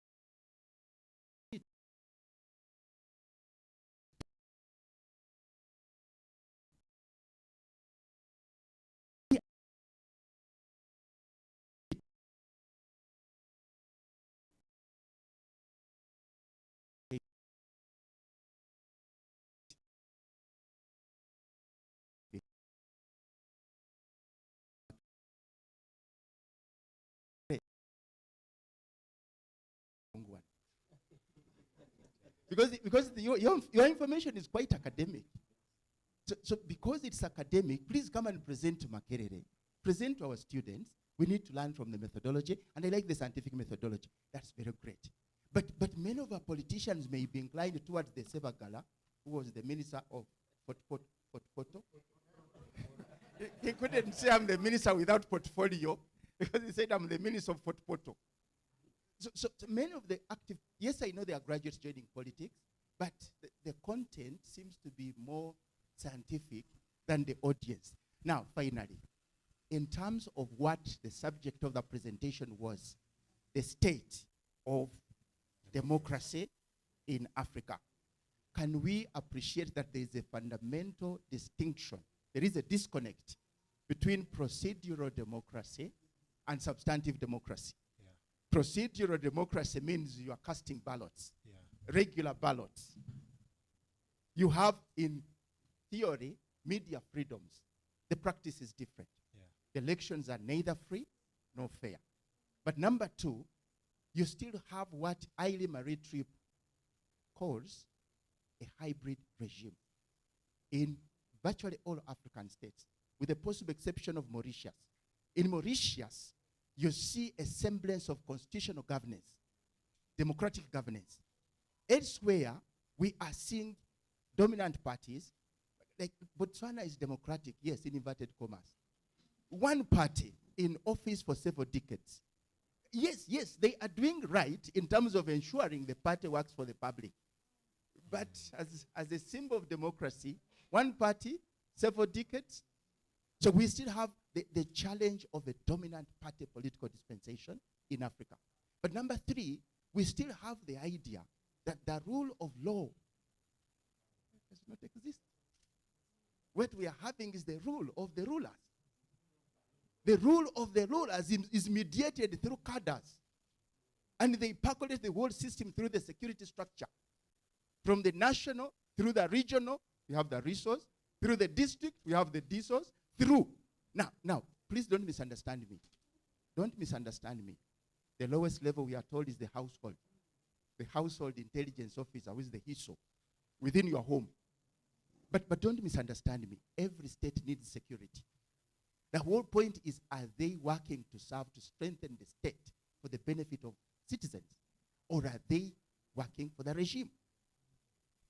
I think we need to get this security stronger and professional to serve the citizens, to serve the nation, defined as the people, not a single person ruling. But we also have fundamental issues which, in my view, we should be discussing in this family, the family of different political shades. And this would evolve around limited conversation by political parties on the question of jobs for our citizens. How can we leave such an important meeting with such high-level concentration of brain power, and you are not addressing the concern of my students, my graduates? 67% of the people leaving tertiary institutions cannot get a job.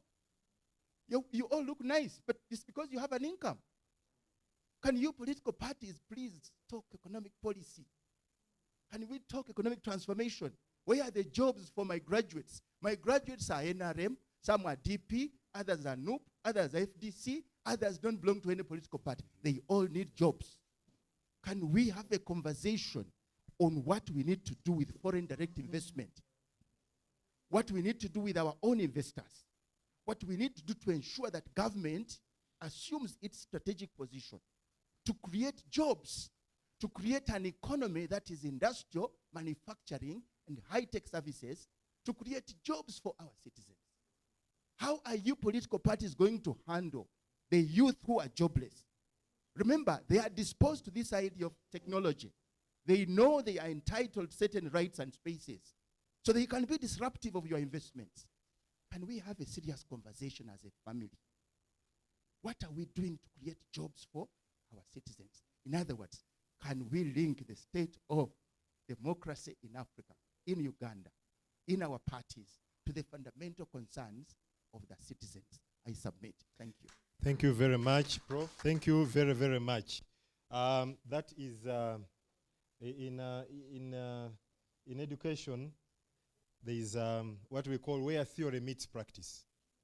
Okay? That's the bit. What he also talked about, procedural democracy. We go through what we are supposed to do, or what democracy dictates. Okay? But is that what we want? Jack online asked a question. What drives some people to quit one party and join the okay? I said Mr. Rwanga is going to be the very last one, but Herbert here is going to respond to that question. Have you ever crossed from one party to another? Apparently not. Okay, but what makes political parties, you know? What makes individuals cross over from one unit to another? Thank you, Lawrence. You know, at times sailors just wet their fingers and put it up in the air just to tell the direction of wind. So that's what most of our politicians do. Are we together? Mm-hmm. They just wet your finger a little, put it in the air. And where you feel it's wetter. Yes. Or where the wind is blowing, that's where they go. So that's why politicians move from one part to the other. But I had just a point I wanted to clarify the whole thing. One, how do I view democracy? I view democracy as distribution of power. And at the end of the day, we are looking at equality. And I would agree with the professor. That's why we strive for power, to do exactly what professor is talking about. But in practice, This is not what we do in our politics. Today, the politics we have around are politics of domination. And we have seen this through, I would say, the 7 changes we have had in our politics, from the colonialists to UPC1 to Amin. Every of those regimes net the others, meaning they renegate that principle of equity. Their preoccupation is domination. So we are actually narrowing democracy, not broadening it. For us, we believe that democracy, we must try to identify a broader center. As a nation, I think there are very many things we can agree about than the things we disagree, but this is not the focus of most of our politicians and political parties. And because of that domination, the struggle for domination, that creates strife, and at the end of the day, the population gets hopeless and they cease living in democracy. Thank you. Thank you very much. I think he has ably put his view out. But I also want to add something to what Jack said. I know we may use Kenya as one of the classical examples of politicians that quit from one party to another. One of the things that drive political interest or political affiliation is the interest. Is the interest, not the values. The practice here is that most of our politicians are interest-based, not value-based. And one of my arguments recently was that people belong to political parties because the founders have a value system they have coined to the party. If I feel that that is the value system I would like to subscribe to, then I'll join the political party. If I feel it is not, I'll go elsewhere. And so, unfortunately, politics, the politics change. It is this today, tomorrow it is the other. Unlike a few countries like in the US, where you know the Democrats are liberals, the Republicans are conservatives, and that cuts through. Our politics here has not matured to that level. And so because it has not matured, that is what Herbert is talking about. Wet your finger a little, put out. That's interest. So you can afford going with the interest and forget the values. And probably that's what explains why today we have people in this party, tomorrow somebody goes the other side, and that kind of thing. That would be different from situations. We have seen, for instance, the elections that were just held last week in the Netherlands. The leader whose party won, there are parties that are not willing to join because they feel that what you subscribe to in terms of your value system is different from ours. But here you have his center-right, and they are okay. They are okay because of their personal interests, moving with a party that is far left. It doesn't work. It doesn't work that way. And I think until that time where we get to a level where people, where the politics is driven, is value-based, we will still have so many of these. I actually predict that if we're going to see so many crossing overs. Mr. Rwanga, you are closing us off, and then in 2 minutes, and then we will go for our lunch because I'm told it's already ready. Thank you very much for giving me this opportunity. As the head of Ideology Research and Documentation Department, I've been itching to speak and clarify on a few issues here and there, except time is not our best ally. The best formula, UPC is advancing as one of the ideological or the political parties in the country that delivered independence, is to be ready to put our nakedness on table. That is to have a truth reflection, a truth telling, where we can explain things in the right context. I would not mind much why DP and KY had very serious running battles where plantations were cut, where houses were touched, and UPC was trying to be an abattoir in 1961 and 62. The genesis draws back to 1880s, 1890s, when Wangereza forces were fighting Wafaransa forces.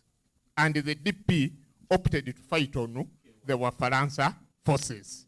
But Wangereza forces took advantage of the Egyptian ruminants from Sudan, Nubians, and were conscripted in the army.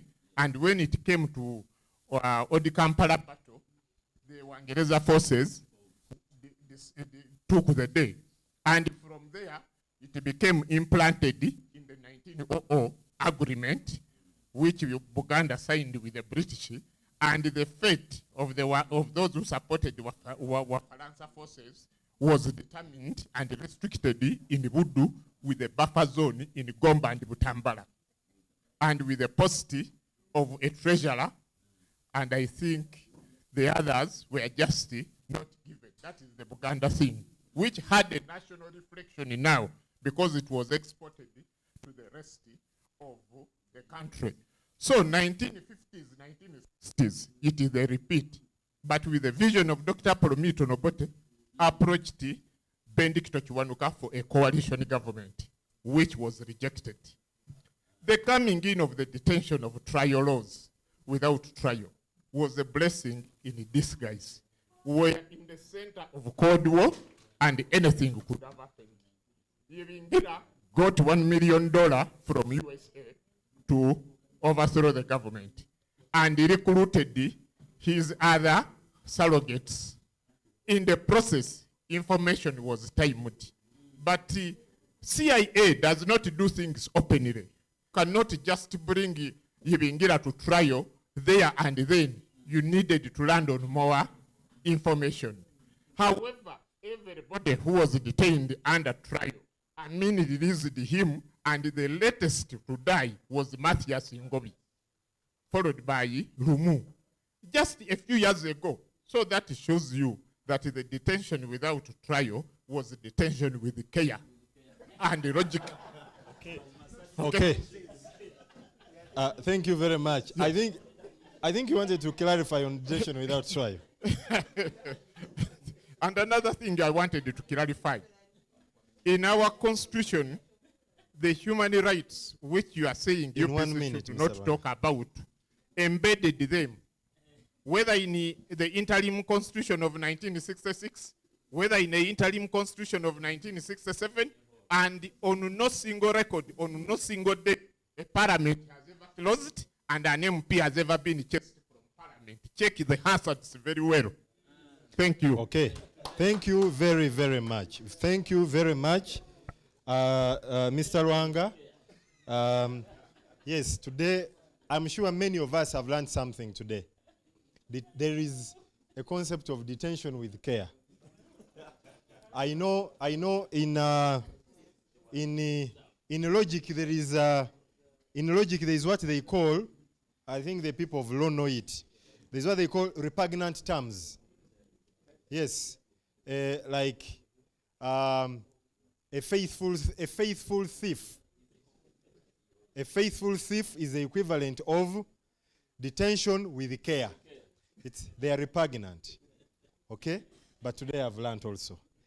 Ladies and gentlemen, I would like to thank you very much. On behalf of Hachael Consults and iPod, we are very grateful that you honored this invitation, and I want to say that we are very grateful. Thank you for your active participation, for the insights you've provided into this discussion, and I'm sure that all of us are leaving this place an inch better than we came in terms of our understanding and our appreciation of the state of democracy in Uganda. I want to wish you a good day, safe journey back to your places, but over to Moses for the other announcements.